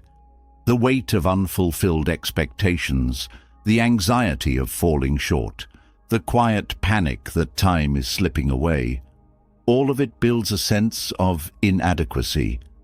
But this suffering does not come from reality. It comes from being disconnected from the present moment. Buddhism offers a profound cure for this suffering: mindfulness. Not as a vague idea, not as a practice limited to meditation, but as a way of living, an approach to every moment that dissolves the illusion of falling behind. The mind that is fully present does not dwell in past regrets or future fears. It does not measure itself against timelines or compare itself to others. It does not chase after what is missing because it sees that nothing is missing. It understands that life is not a race, but an unfolding, moment by moment. The feeling of being left behind arises from living in the mind rather than in reality. The mind is constantly projecting forward, worrying about what has not yet happened. It is constantly looking back, analyzing what could have been done differently. It is rarely here, in the now, and yet reality only exists in this moment. The future is a thought. The past is a memory. Neither exist outside of the mind. The suffering of feeling behind is not happening in the present. It is happening in the mind's idea of time. Mindfulness does not mean ignoring the future or neglecting responsibilities. It means engaging fully with what is happening now instead of being consumed by what should be happening. The belief that life is elsewhere, that happiness will come later, that success is in the future, creates endless dissatisfaction. But nothing exists outside of this moment. The more the mind resists this truth, the more it suffers. The more it embraces presence, the more it finds peace. The illusion of being left behind is rooted in comparison. The mind constantly measures progress against others, believing that someone else's timeline is the standard. But comparison is never accurate.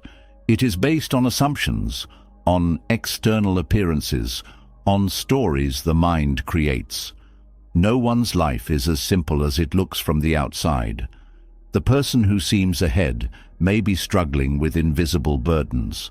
The person who appears to have everything may feel lost. Everyone is navigating their own lessons. The suffering of comparison disappears when the mind stops looking outward and starts being fully where it is.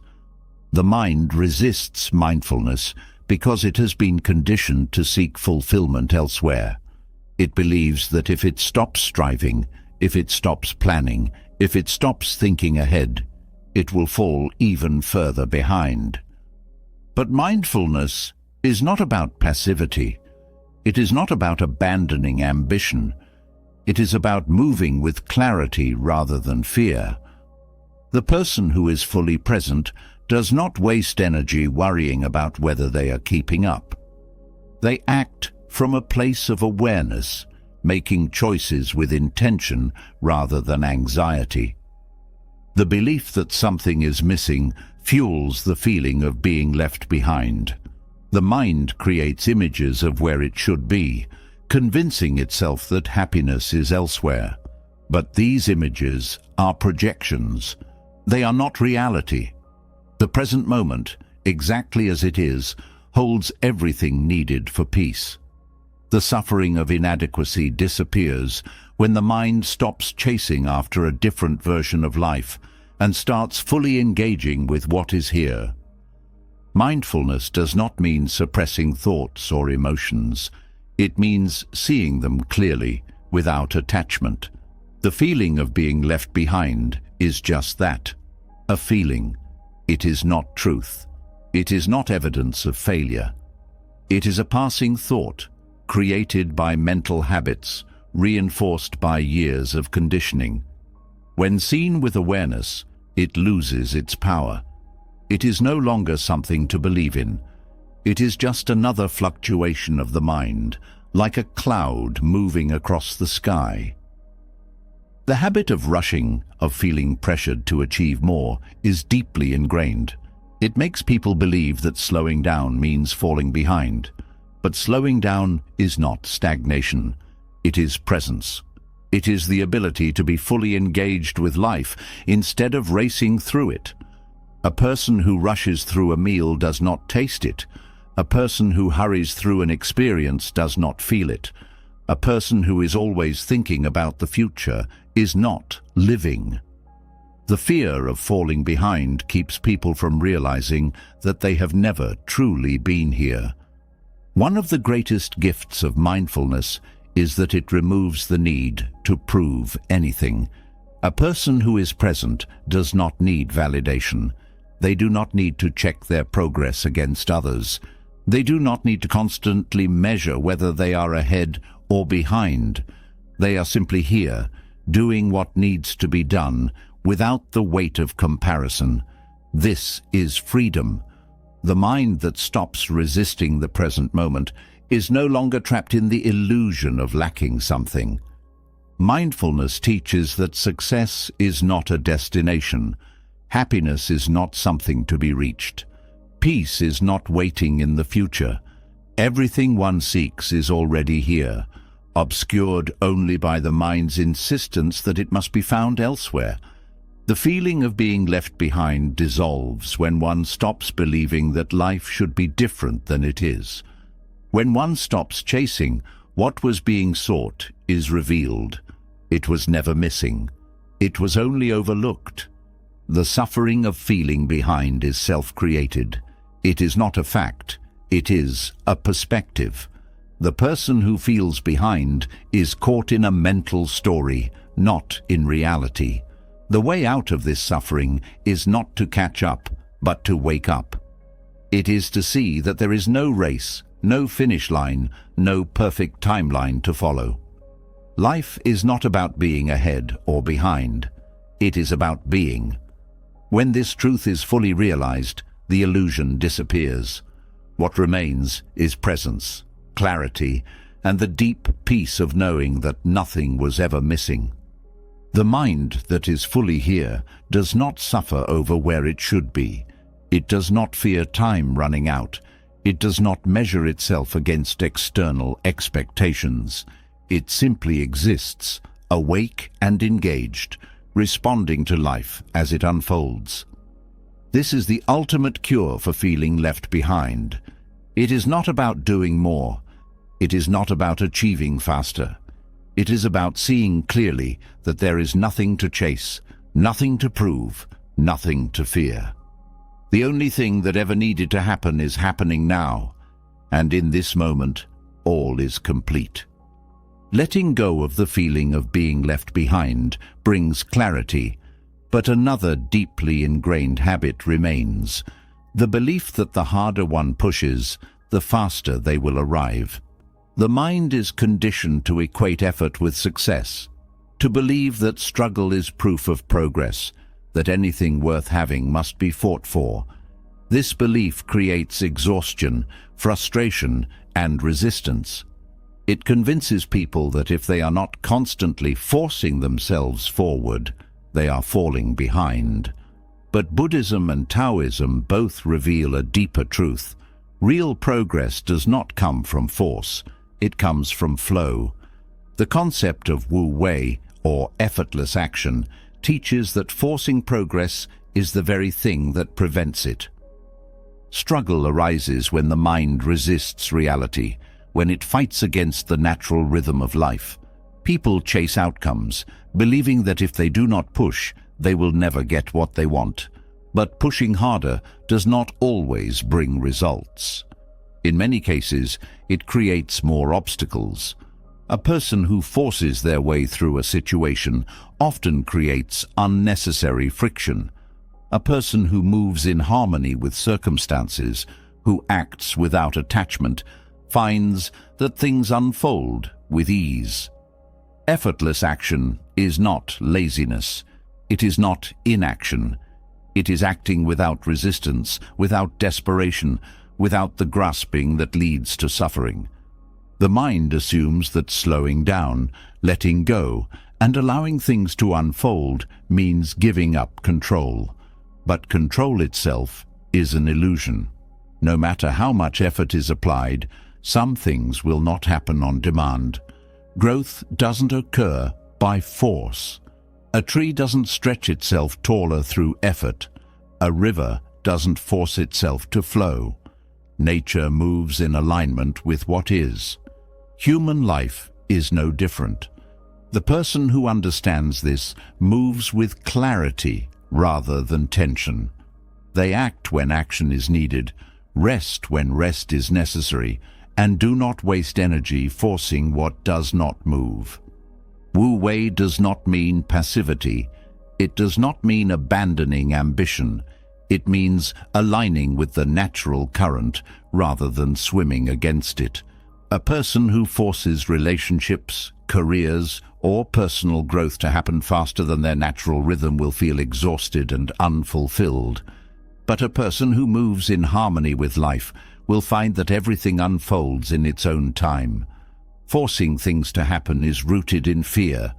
The fear of lack, the fear of failure, the fear that life will not provide unless it is controlled. But fear creates resistance, and resistance prevents flow. When one stops forcing, things begin to move naturally. Many people believe that suffering is necessary for success. They believe that struggle is proof of effort, but suffering does not guarantee progress. It often signals misalignment. The belief that one must endure constant stress to achieve something only reinforces unnecessary pain.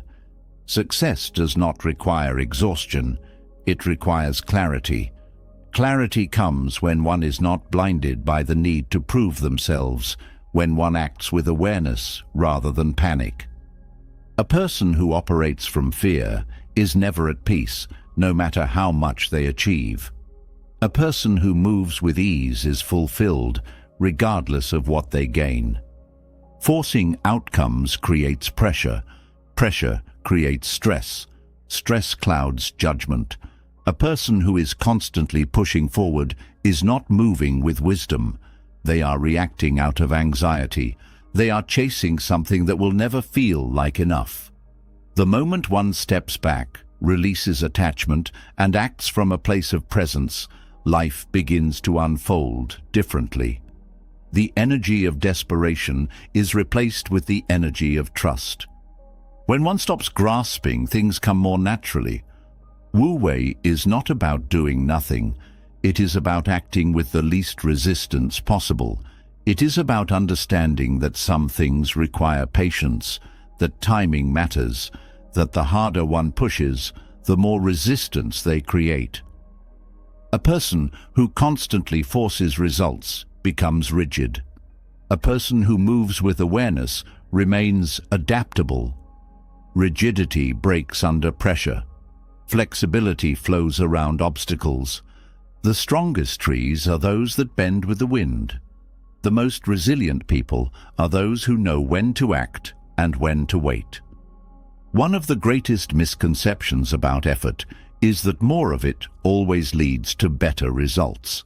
But pushing beyond what is natural often leads to burnout. A person who forces themselves to work without rest will not perform better. A person who forces relationships will not build deeper connections. A person who forces personal growth will not evolve faster. True transformation happens in its own time. Rushing does not accelerate it. It only makes the journey more difficult. Effortless action is not about abandoning goals. It is about moving with wisdom instead of fear. A person who trusts the process does not need to panic. They do not rush decisions. They do not force opportunities. They recognize when it's time to act and when it's time to allow things to unfold. This is not weakness.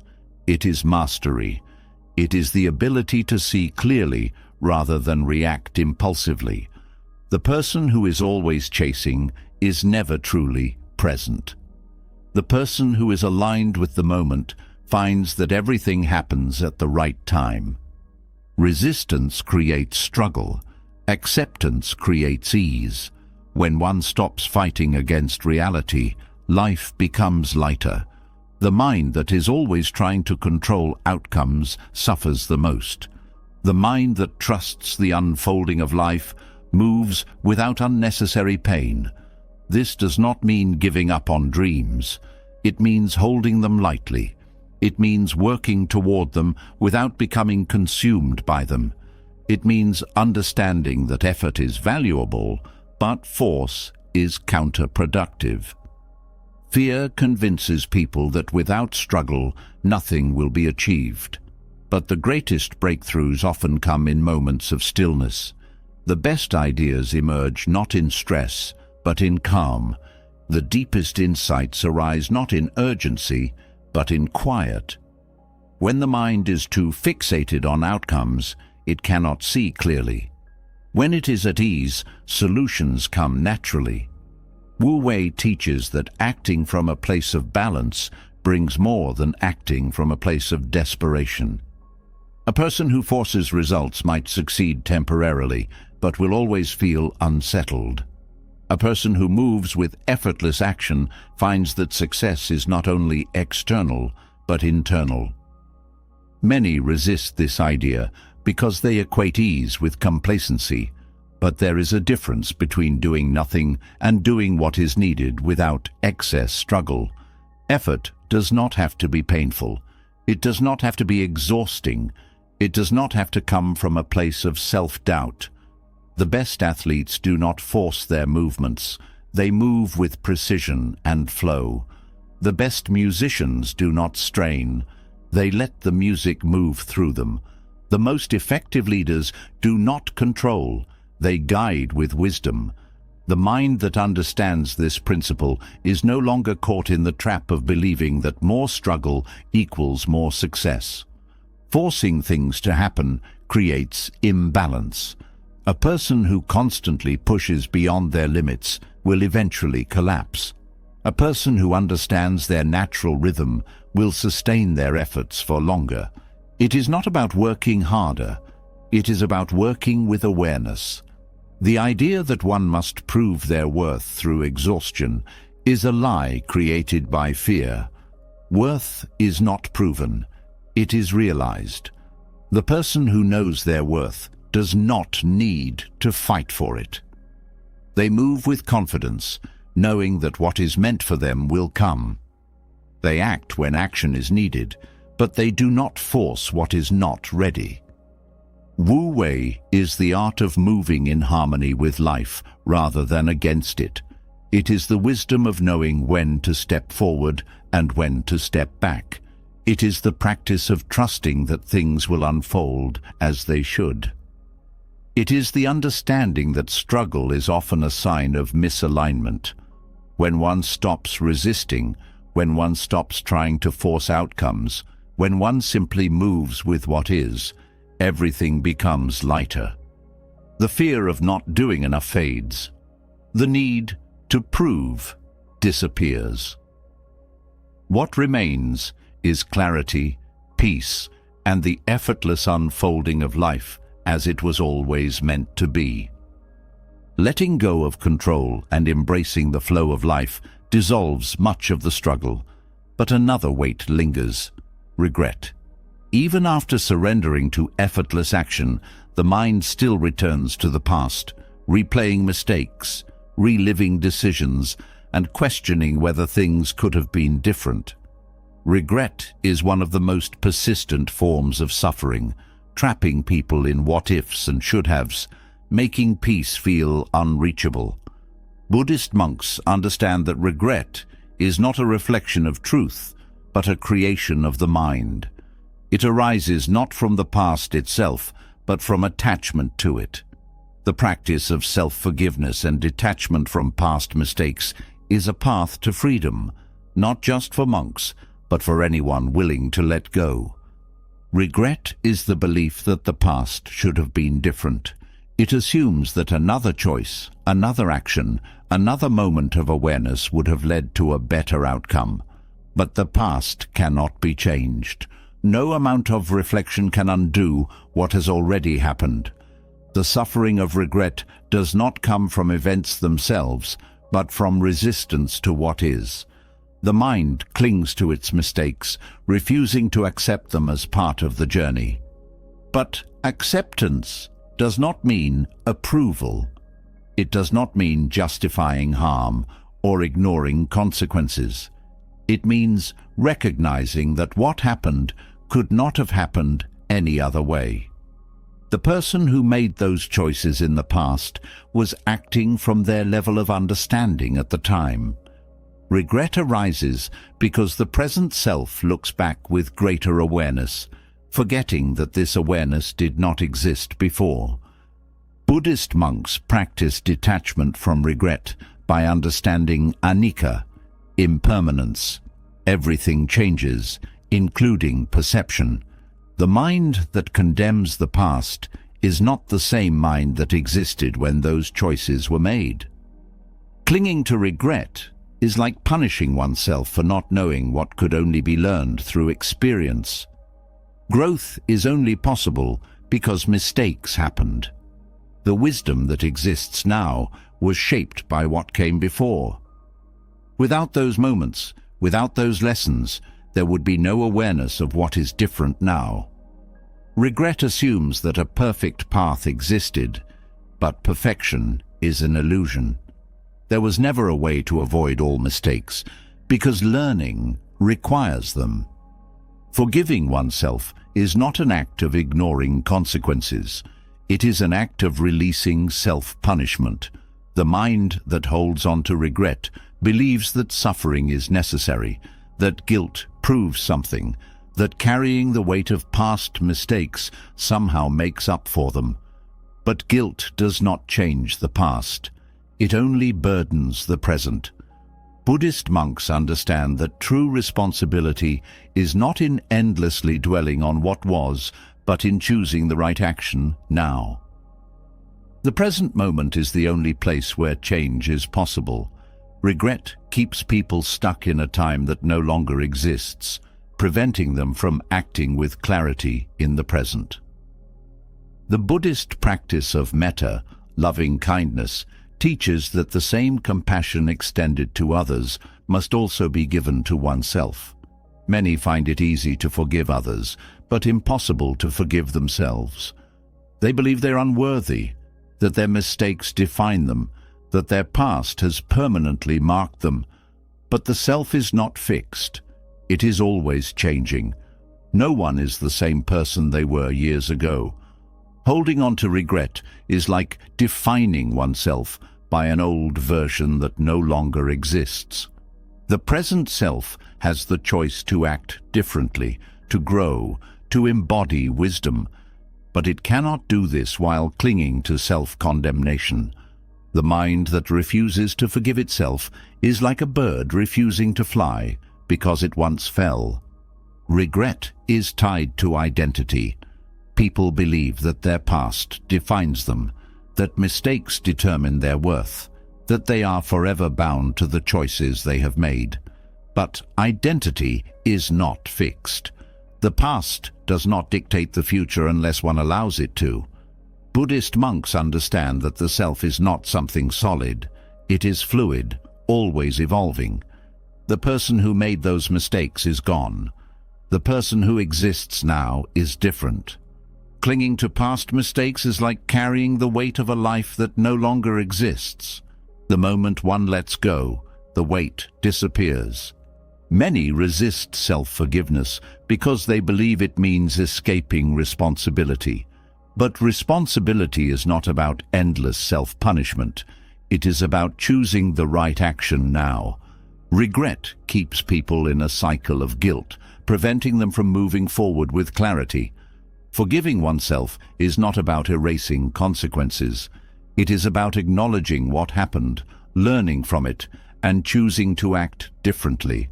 The past cannot be fixed, but the present can be lived with awareness. A person who releases regret is not avoiding responsibility. They are taking the deepest responsibility by choosing to live fully instead of remaining trapped in the past.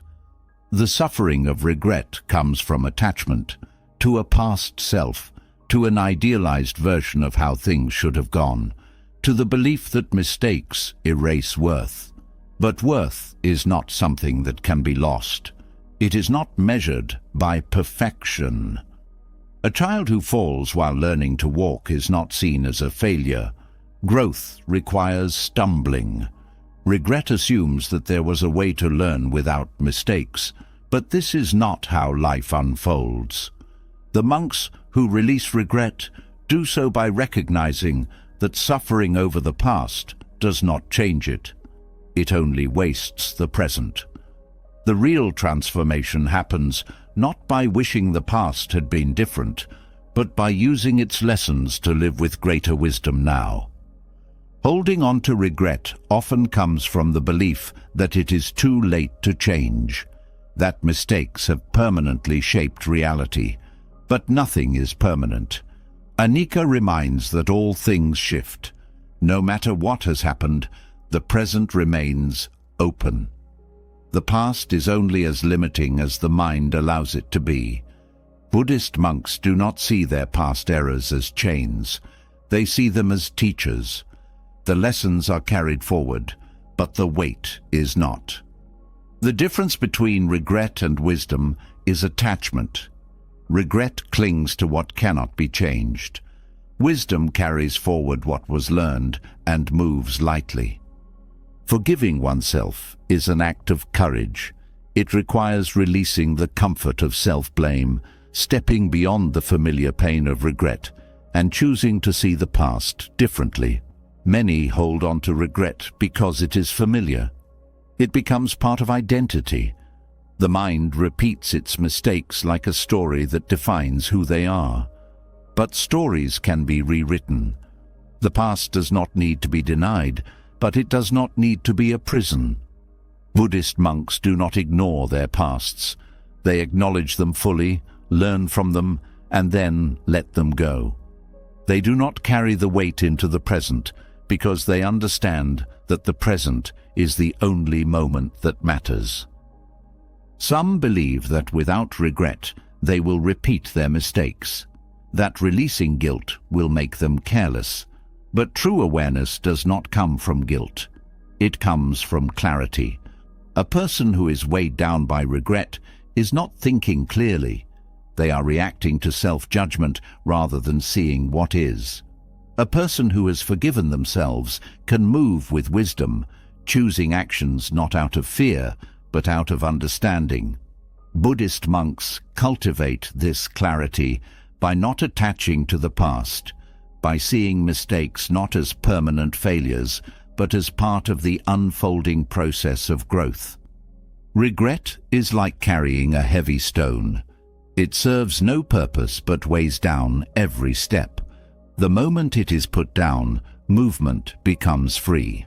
The mind resists this because it believes suffering is necessary, that to forgive is to forget. But true forgiveness is not forgetting. It is remembering without suffering. It is seeing the past clearly, understanding what was learned, and moving forward without the weight of self-punishment. Letting go of regret does not mean denying responsibility. It means understanding that responsibility is not about suffering, it is about action. The past cannot be undone, but the future is shaped by the choices made now. The mind that lets go of regret moves freely. It is not burdened by guilt or fear. It is open to what is possible rather than trapped in what was lost. Buddhist monks do not waste energy on what cannot be changed. They focus on what can be done now. This is not avoidance. It is wisdom. Regret is a form of resistance. It fights reality, refusing to accept what already is. But resistance does not change the past. It only creates suffering in the present. The person who releases regret is not giving up. They are waking up. They are seeing that clinging to past mistakes does nothing but keep them stuck. The only way forward is through acceptance, not through justification, not through denial, but through understanding. The past is not a prison. It is a teacher. The lessons remain, but the suffering does not have to. The mind that holds on to regret is like a clenched fist. The tighter it grips, the more pain it creates. The moment it opens, relief comes. Buddhist monks do not hold on to what cannot be changed. They learn, they grow, They move forward, and in doing so, they find freedom, not because their past was perfect, but because they no longer let it define them. Letting go of regret dissolves the weight of the past, but another question remains. How can one trust that they are on the right path?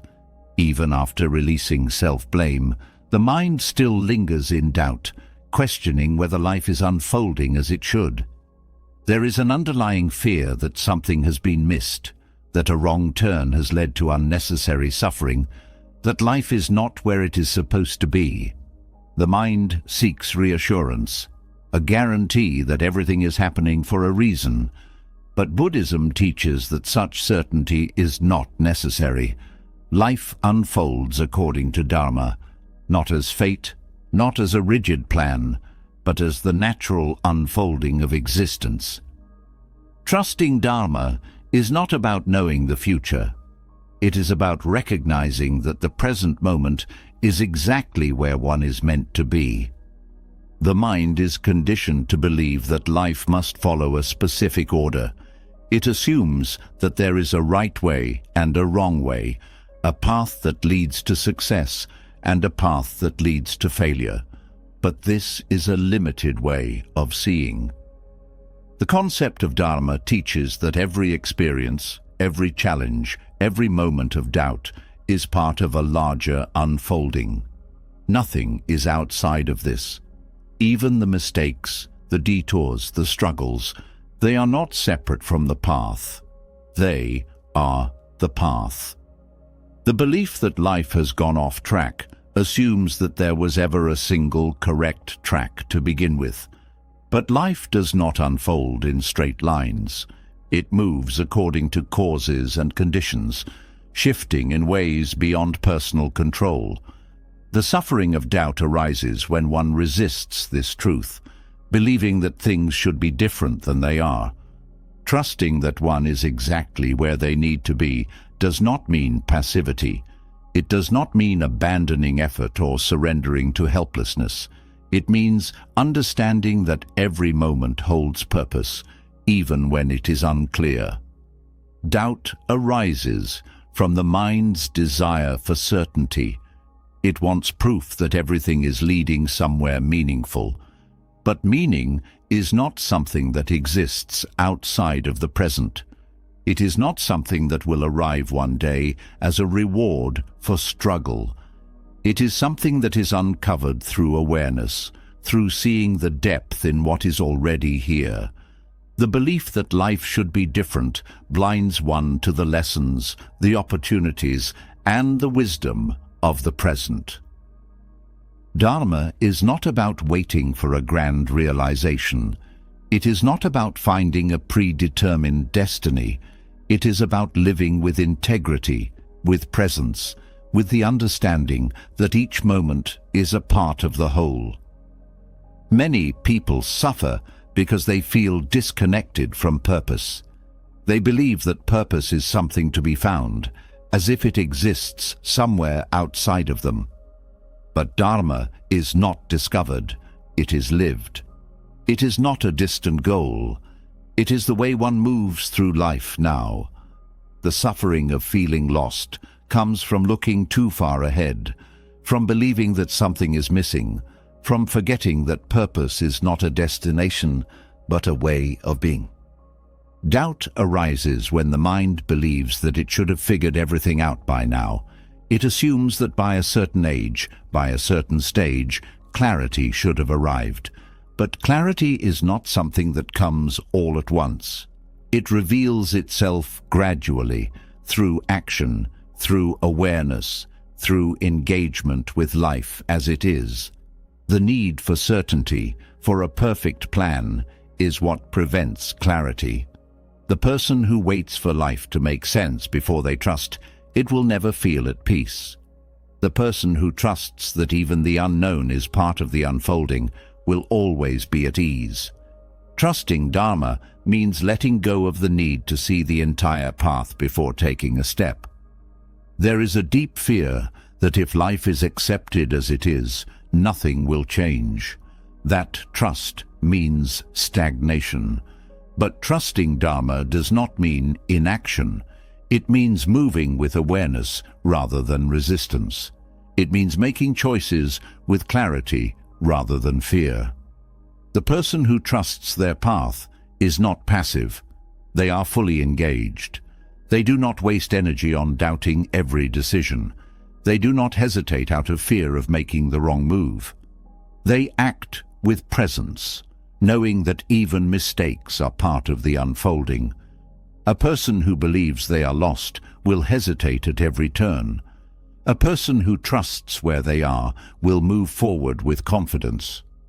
Buddhism teaches that suffering arises from grasping, from trying to control what cannot be controlled, from resisting what already is. The belief that life should be different creates suffering. The belief that the present is not enough creates suffering. The idea that purpose exists only in the future creates suffering. Dharma teaches that the only way to find peace is to let go of these illusions, to see that nothing is missing, to see that this moment is not a mistake, to see that life is not happening to a person but through them. The need to compare, to measure, to constantly evaluate where one stands against others creates the illusion of being off track. But comparison is based on false assumptions. No two paths are the same. No two people have the same lessons, the same timing, the same dharma. The belief that one should be further along is rooted in an artificial standard. Life is not a race. It does not move according to a universal schedule. Trusting Dharma means recognizing that everything is unfolding at the right pace, that nothing is delayed, that there is no such thing as being behind. Many people fear that they have wasted time, that they have spent too many years in the wrong place, doing the wrong things. But Dharma does not waste anything. Even the moments that seemed aimless were part of the journey. Even the mistakes were teachers. The suffering of believing that time was lost is based on a misunderstanding. Nothing was lost. Every experience shaped the awareness that exists now. The person who regrets their past is not seeing clearly. They are judging themselves from a place of hindsight, forgetting that those moments were necessary for the growth that has occurred. The mind creates stories of what life should have been. It assumes that another path would have led to greater fulfillment. But this is illusion. The idea that one could have chosen better assumes that there was a better choice. But how could there have been? The person making decisions in the past was doing so with the understanding they had at the time. They could not have acted differently. The mind that now sees things differently only sees them that way because of the experiences that came before. Trusting Dharma means understanding that nothing was wasted, that even what felt like detours were still part of the path. Dharma is not a set plan. It is not a fixed purpose assigned at birth. It is the unfolding of life in each moment. The mind resists this because it wants certainty. It wants to know that it is moving towards something definite. But the search for certainty is what creates anxiety. The person who needs to know everything before they trust will always feel restless. The person who trusts that each step is enough will always feel at peace. Life does not need to be mapped out in advance to be meaningful. The path is created through walking it. There is a deep tendency to believe that if life is not currently how one wants it to be, something has gone wrong. But this assumes that happiness is only found in certain conditions. It assumes that fulfillment comes only when things look a certain way. But Buddhism teaches that peace is available now. It is not waiting at the end of struggle. It is not the result of finally figuring everything out. It is here, in this moment, when one stops resisting it. The mind that believes it must first reach some future point before it can be at ease is trapped in illusion. Dharma is not something to be reached. It is something to be lived. Trusting Dharma means understanding that every experience is part of the journey, that even uncertainty is a necessary phase, that not knowing is not failure, but part of the process. The fear of being lost disappears when one stops needing to be certain. The need for reassurance fades when one stops doubting that life is exactly as it should be. The person who trusts their path does not need external validation. They do not need proof that things will work out. They move forward not because they have guarantees, but because they understand that everything is unfolding as it must. The suffering of doubt, of hesitation, of feeling out of place is not caused by life itself. It is caused by resistance to life. The belief that one must be somewhere else, someone else, living some other reality, creates suffering. The moment this belief is released, peace arises. Nothing needs to be fixed. Nothing needs to be forced. Dharma is not found by chasing something outside of oneself. It is found in the quiet realization that this moment, exactly as it is, holds everything. That where one stands now is not a mistake. That nothing has been lost. That life is not waiting to begin. It is already happening, right here, right now, exactly as it should. Trusting that life is unfolding as it should brings deep relief, but another struggle remains: speed. The mind, conditioned by urgency, still believes that progress must happen quickly. It equates movement with worth, pace with success, and acceleration with achievement. Even after accepting that the path is unfolding naturally, there is still a lingering tension, a whisper that says things should be happening faster. But this belief is rooted in illusion. True awakening is not rushed. The deepest transformations do not happen through speed, but through stillness. The greatest wisdom is not found in reaching more milestones, but in sinking fully into what already is. Slowness is not stagnation. It is not delay. It is the space where real growth happens. The world moves quickly, pressuring people to keep up. There is an unspoken demand to achieve more, to improve constantly, to measure progress by external standards. This pressure convinces people that if they are not moving fast enough, they are failing. But speed does not guarantee depth. Rushing does not lead to wisdom. A life spent chasing is a life never fully lived. Awakening is not a race. There is no finish line. The mind that resists slowness is the mind that suffers. The person who believes they are falling behind is blind to what is already unfolding. The belief that things must happen at a certain pace is an artificial construct. There is no universal timeline. Everything is moving at exactly the speed it needs to.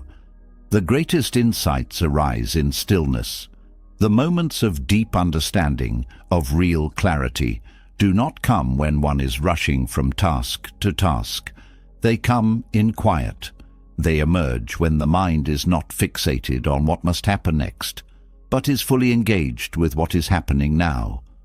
The habit of constantly looking ahead blinds people to the richness of the present.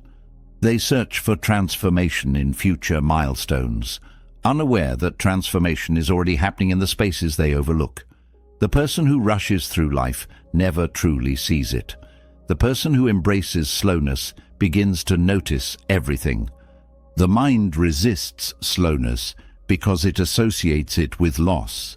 It fears that if it stops, it will be left behind, that if it does not keep moving, others will surpass it. But comparison is an illusion. No two paths are the same. No two awakenings unfold in identical ways. The belief that speed equals progress assumes that there is a final destination to reach. But there is no arrival point in awakening. There is only deeper unfolding. Rushing does not bring clarity faster. it often prevents it. The greatest teachers throughout history did not find wisdom through endless striving. They found it in stillness, in quiet reflection, in allowing understanding to arise naturally rather than forcing it. Slowness allows integration. When lessons are absorbed gradually, they become part of one's being. When they are rushed, they remain surface level. A person who moves too quickly through life collects experiences without truly embodying their wisdom. They may have knowledge, but they lack depth. The person who embraces slowness, who allows understanding to take root deeply, gains something far greater than surface-level success. They gain inner transformation. They gain unshakable awareness. They become deeply aligned with what is, rather than constantly chasing what could be. The pressure to move quickly is deeply ingrained. It is reinforced from childhood, through education, through culture, through expectations. There is an underlying message that one must always be achieving, always be advancing, always be improving. This mindset creates restlessness. It makes people believe that if they are not constantly moving forward, they are failing. But real growth does not happen through speed. It happens through presence. The person who is fully engaged with where they are right now is the one who is truly evolving. They do not need to prove their progress to anyone. They do not need external validation to confirm that they are on the right path. They simply live, moment by moment, fully immersed in the process. Slowness is not inactivity. It is not avoidance. It is deep engagement with what is. It is the willingness to be with oneself, without distraction, without the need to rush toward an imagined future. The person who is always running does not know themselves. They are too busy trying to get somewhere else. But the person who slows down, who stops grasping, begins to see with clarity. They understand that everything they seek is not waiting in the future. It is here. It has always been here. It was only overlooked in the rush to move forward. Rushing creates stress. It places unnecessary strain on the mind, convincing it that something is missing, that something must be done faster. But nothing meaningful is gained through stress. Stress clouds perception. It makes decisions reactive rather than intentional. It creates tension in the body, agitation in the mind, and a constant sense of unease. The person who is always in a hurry is never at peace. They may accomplish many things, but they never truly rest. Their victories feel empty because they have not slowed down enough to experience them fully. The person who embraces slowness, who is fully present with what they are doing, finds fulfillment in the smallest of actions. They do not need grand achievements to feel complete. They find depth in simplicity. The belief that slowness means missing opportunities is an illusion. Some of the greatest opportunities arise in stillness. Many of the best decisions are made when there is space to reflect. Clarity does not come from rushing. It comes from allowing things to settle, from seeing without urgency. A mind that is constantly speeding forward does not notice the subtle shifts, the hidden possibilities, the moments of deep connection. A mind that moves with slowness sees everything. It is not distracted by the noise of speed. It is fully awake. Slowness is presence. It is an act of trust. It is the understanding that nothing is being lost by moving at a natural pace. The pressure to achieve quickly is rooted in fear. The fear of not being enough, of not having enough, of missing out. But nothing real can be missed. What is meant to unfold will unfold. Forcing things to happen faster does not create better results. It only creates exhaustion. A river does not rush its way to the ocean. It flows. It does not panic. It does not force its way through obstacles. It moves with patience, with ease, knowing that it will reach where it needs to be in time. Human life is no different. The mind that accepts this stops struggling. It lets go of the need to hurry. It moves with confidence, not desperation. Slowness leads to deeper awareness. When one is not caught in the rush of constant action, they begin to see what was always there, but unnoticed. They hear their own thoughts more clearly. They recognize patterns they were previously blind to. They develop an inner stillness that is unshaken by external pressures. They are not controlled by deadlines, by comparisons, by artificial timelines. They act with deep knowing rather than impulsive urgency. They trust their process, not because they know exactly where it is leading, but because they understand that forcing it will not make it happen faster. The most profound transformations happen not when one is rushing toward them, but when one allows them to unfold naturally. Growth is not something that can be scheduled. It happens in its own time, in its own way. The mind that understands this does not resist. It does not panic when things take longer than expected. It does not force things that are not ready. It moves when it is time to move. It rests when it is time to rest. It does not waste energy on unnecessary urgency. Slowness is the foundation of wisdom. It allows experiences to be fully absorbed, lessons to be deeply understood, emotions to be processed without suppression. A life lived in slowness is not a life of inaction. It is a life of depth. It is a life where every moment is fully experienced, rather than hurried through in a rush to reach the next. Awakening does not come from reaching more goals. It comes from being fully present with what's happening now. The person who slows down is not missing out on anything. They are seeing everything more clearly than those who are rushing by. The belief that speed equals success is an illusion. The greatest achievements, the deepest insights, the most meaningful moments are not created by rushing toward them. They emerge naturally when there is space for them to unfold. The person who understands this no longer fears slowness. They no longer feel the need to constantly prove their progress.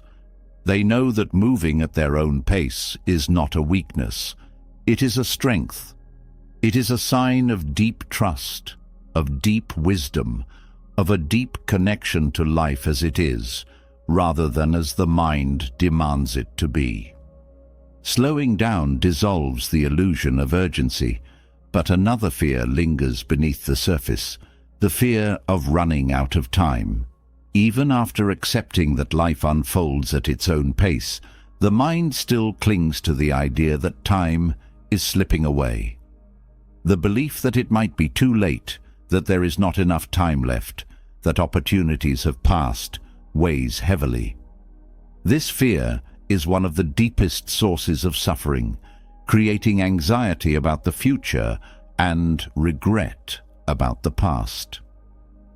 Buddhism addresses this fear directly through Marana Sati, the practice of death awareness.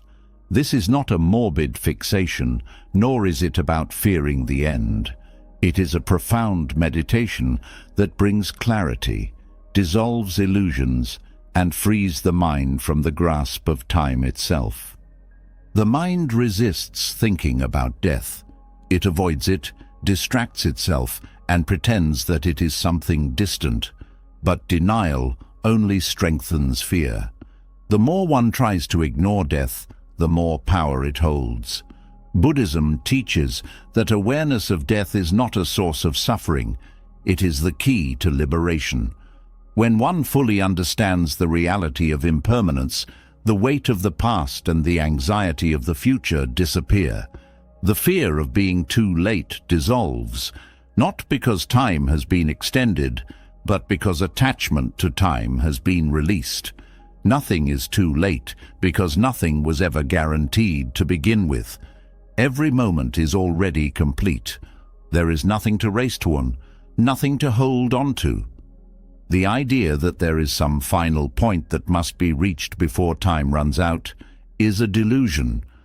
Regret about the past and anxiety about the future both stem from the illusion of permanence. The mind assumes that life was supposed to go a certain way, that things should have been different, that if only different choices had been made, there would be more time for what matters.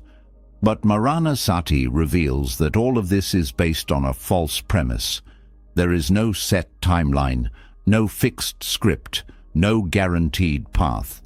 Life is unfolding moment by moment, and every moment is a complete experience in itself. The belief that things should have been different assumes that something was ever truly under control. But control is an illusion. The past unfolded as it did because of the conditions that existed at the time. The present is shaped by what is happening now. The future is unknown. There is no race, no final achievement that will bring lasting fulfillment. The fear of running out of time comes from believing that there is something missing. But nothing is missing when one is fully present. When death awareness is deeply understood, priorities shift. What once seemed urgent no longer holds power. What once created stress loses significance. The things the mind clung to, achievements, validation, external success, are seen for what they are: temporary, fleeting, impermanent. This is not a reason for despair. It is a reason for freedom. It is a reminder that life is not about accumulating more, proving more, or holding on to anything. It is about fully experiencing what is here. The suffering of thinking it is too late to change, to start over, to find meaning, vanishes when one sees that every moment is already enough. There is no deadline for transformation, no expiration date on awakening. Many people avoid thinking about death because they assume it will bring fear, but it is the avoidance of death that creates fear. When one truly faces mortality, a shift occurs. The mind stops wasting energy on meaningless worries. The need to constantly prove something disappears. The things that once seemed so important become secondary. A new clarity emerges. What matters is not how much time remains, but how deeply each moment is lived. There is no such thing as being too late because life is not measured by external milestones. It is measured by presence, by awareness, by the depth of experience in each moment. Maranasati does not mean passively waiting for death. It means living fully, without wasting time on things that do not matter. It means understanding that since death is certain, nothing needs to be postponed. If something is meaningful, it should be done now. If something is worth saying, it should be said now. If something is worth experiencing, it should be experienced now. There is no waiting for a better time, because the only time that is ever guaranteed is the present. The suffering of believing that life is slipping away comes from the illusion that there was ever anything to hold on to. But nothing was ever permanent. Nothing was ever secure. The sooner this truth is accepted, the sooner fear is replaced with peace. When death is fully acknowledged, there is no room for comparison. There is no need to measure progress against others. There is no desire to chase after things that hold no real meaning. The person who is aware of death does not waste energy proving their worth. They do not worry about being behind, because there is no behind. They do not live in fear of missed opportunities, because they understand that every moment holds infinite possibility. They are not trapped by regret, because they know that the past cannot be undone. They live with lightness, not because they ignore reality, but because they see reality clearly. Nothing is worth clinging to. Nothing is worth fearing. Everything is always in motion, always changing, always impermanent. The practice of Maranasati is not about dwelling on death in a way that causes distress. It is about using awareness of mortality as a guide for living fully. When one truly understands that life is temporary, there's no hesitation, there's no waiting to be ready, no postponing happiness until the right conditions arise. There is only now. The need to be perfect, to have everything figured out, to meet some imaginary standard, disappears. The person who embraces death awareness does not fear making mistakes, because they understand that mistakes are part of the unfolding. They do not cling to failures, because they know that everything passes. They do not fear the unknown, because they have already accepted that nothing was ever certain. Many fear that thinking about death will lead to hopelessness, but the opposite is true. It leads to the deepest appreciation of life. The person who lives in denial of death does not truly live. They go through the motions, always assuming that there will be more time, always pushing things into the future. But the person who embraces death awareness sees everything differently. They savor moments that others overlook. They do not rush through life. They do not waste time chasing things that will not matter in the end. They do not hold grudges. They do not carry unnecessary burdens. They are free. Regret dissolves when one sees that nothing was ever permanent. The belief that time was wasted assumes that life was supposed to follow a specific timeline, but life does not unfold according to rigid expectations. It moves as it must. Every experience, every delay, every seeming mistake was part of the process. The suffering of feeling behind vanishes when one understands that life was never about keeping up. It was about being here now, fully engaged. The person who embraces Maranasati does not wish for more time in a desperate attempt to fix the past. They use the time they have with deep presence, knowing that nothing was ever truly lost. Anxiety about the future disappears when one accepts that control was never real. No one knows how much time remains. No one knows what will unfold. The mind that obsesses over the future suffers because it tries to grasp what cannot be grasped. But the person who understands impermanence is not weighed down by this uncertainty. They do not need to know what will happen next. They do not waste energy fearing what is unknown. They live with trust, not because they believe everything will be perfect, but because they know that whatever happens, they will meet it with presence.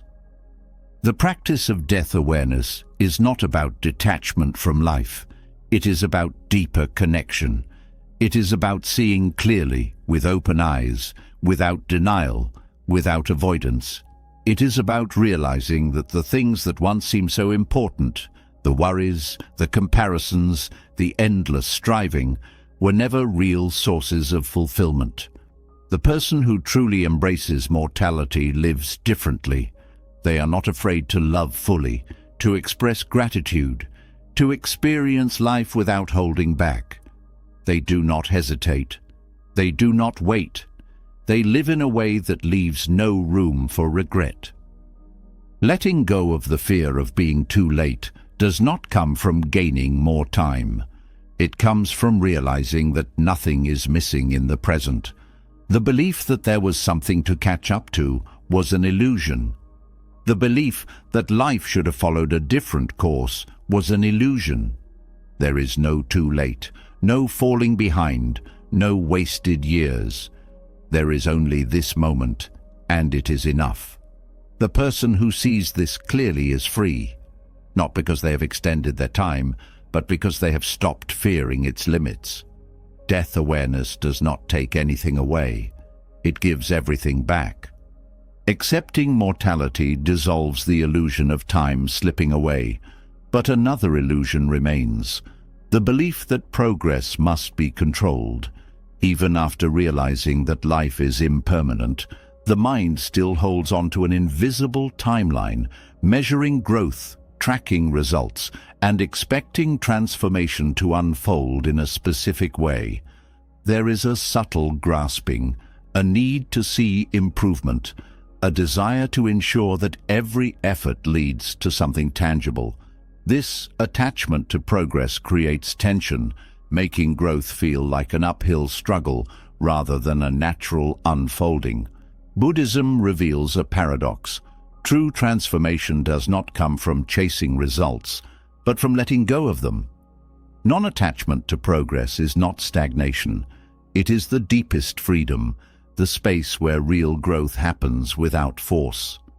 The mind has been conditioned to believe that growth must be linear, that improvement must be measurable, that success must be seen. This creates suffering because it sets an expectation that reality cannot always fulfill. Life does not move in straight lines. It unfolds in cycles, in rhythms, in ways that often cannot be predicted or controlled.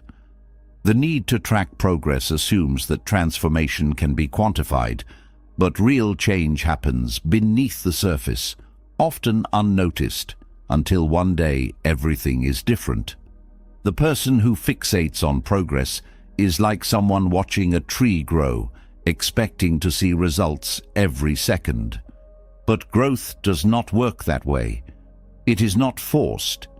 It happens in its own time, in its own way, and often without visible signs until the moment is right. Letting go of attachment to progress does not mean abandoning effort.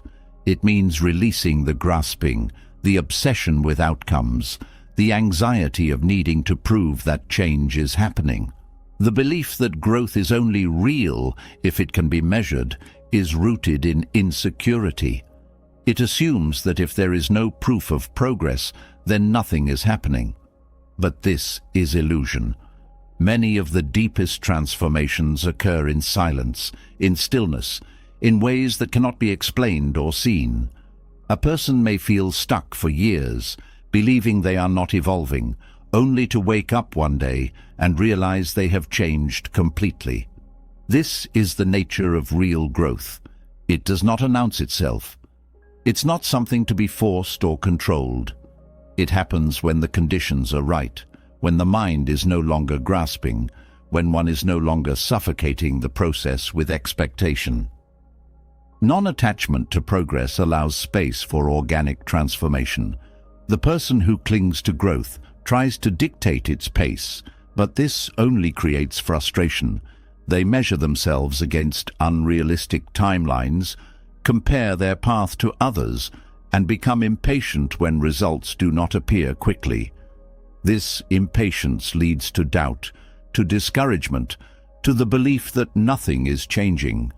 But growth is not something that can be scheduled. It's not something that can be demanded. A flower does not bloom because it's told to. It blooms because the right conditions arise naturally. The mind that understands this stops struggling. It no longer needs to see proof. It simply trusts. Attachment to progress is a form of control. It comes from the fear that without constant effort, nothing will change. But the need to control growth is what prevents it. A clenched fist cannot receive. A tense mind cannot see clearly.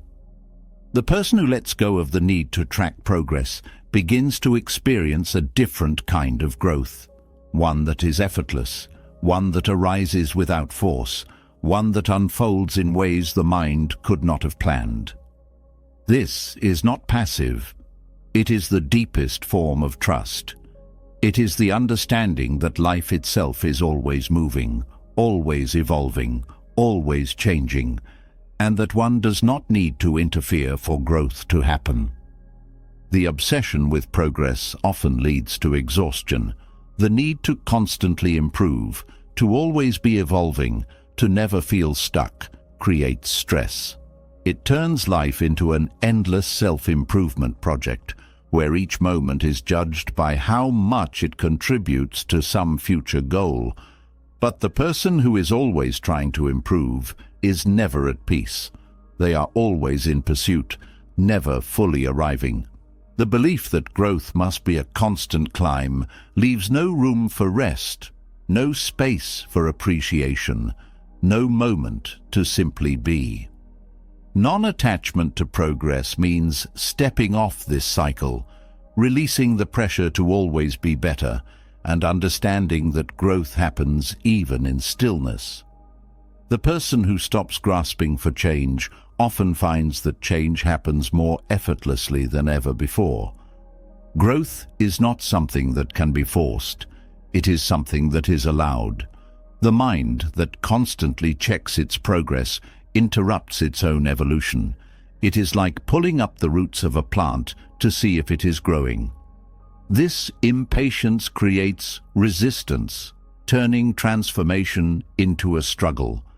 But the person who trusts the process, who does the work without demanding immediate results, experiences something different. They grow without pressure. They evolve without force.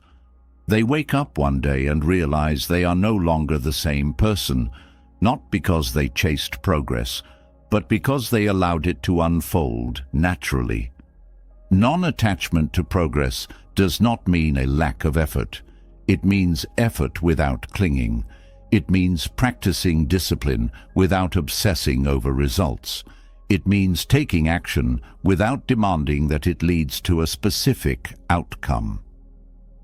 The person who releases their grip on progress finds a new kind of freedom, one where they are no longer tormented by the fear of falling behind, no longer controlled by the need to prove their worth through growth. They move forward with clarity, with ease, with an understanding that transformation is happening even when it is unseen. Letting go of the need to measure progress also dissolves comparison.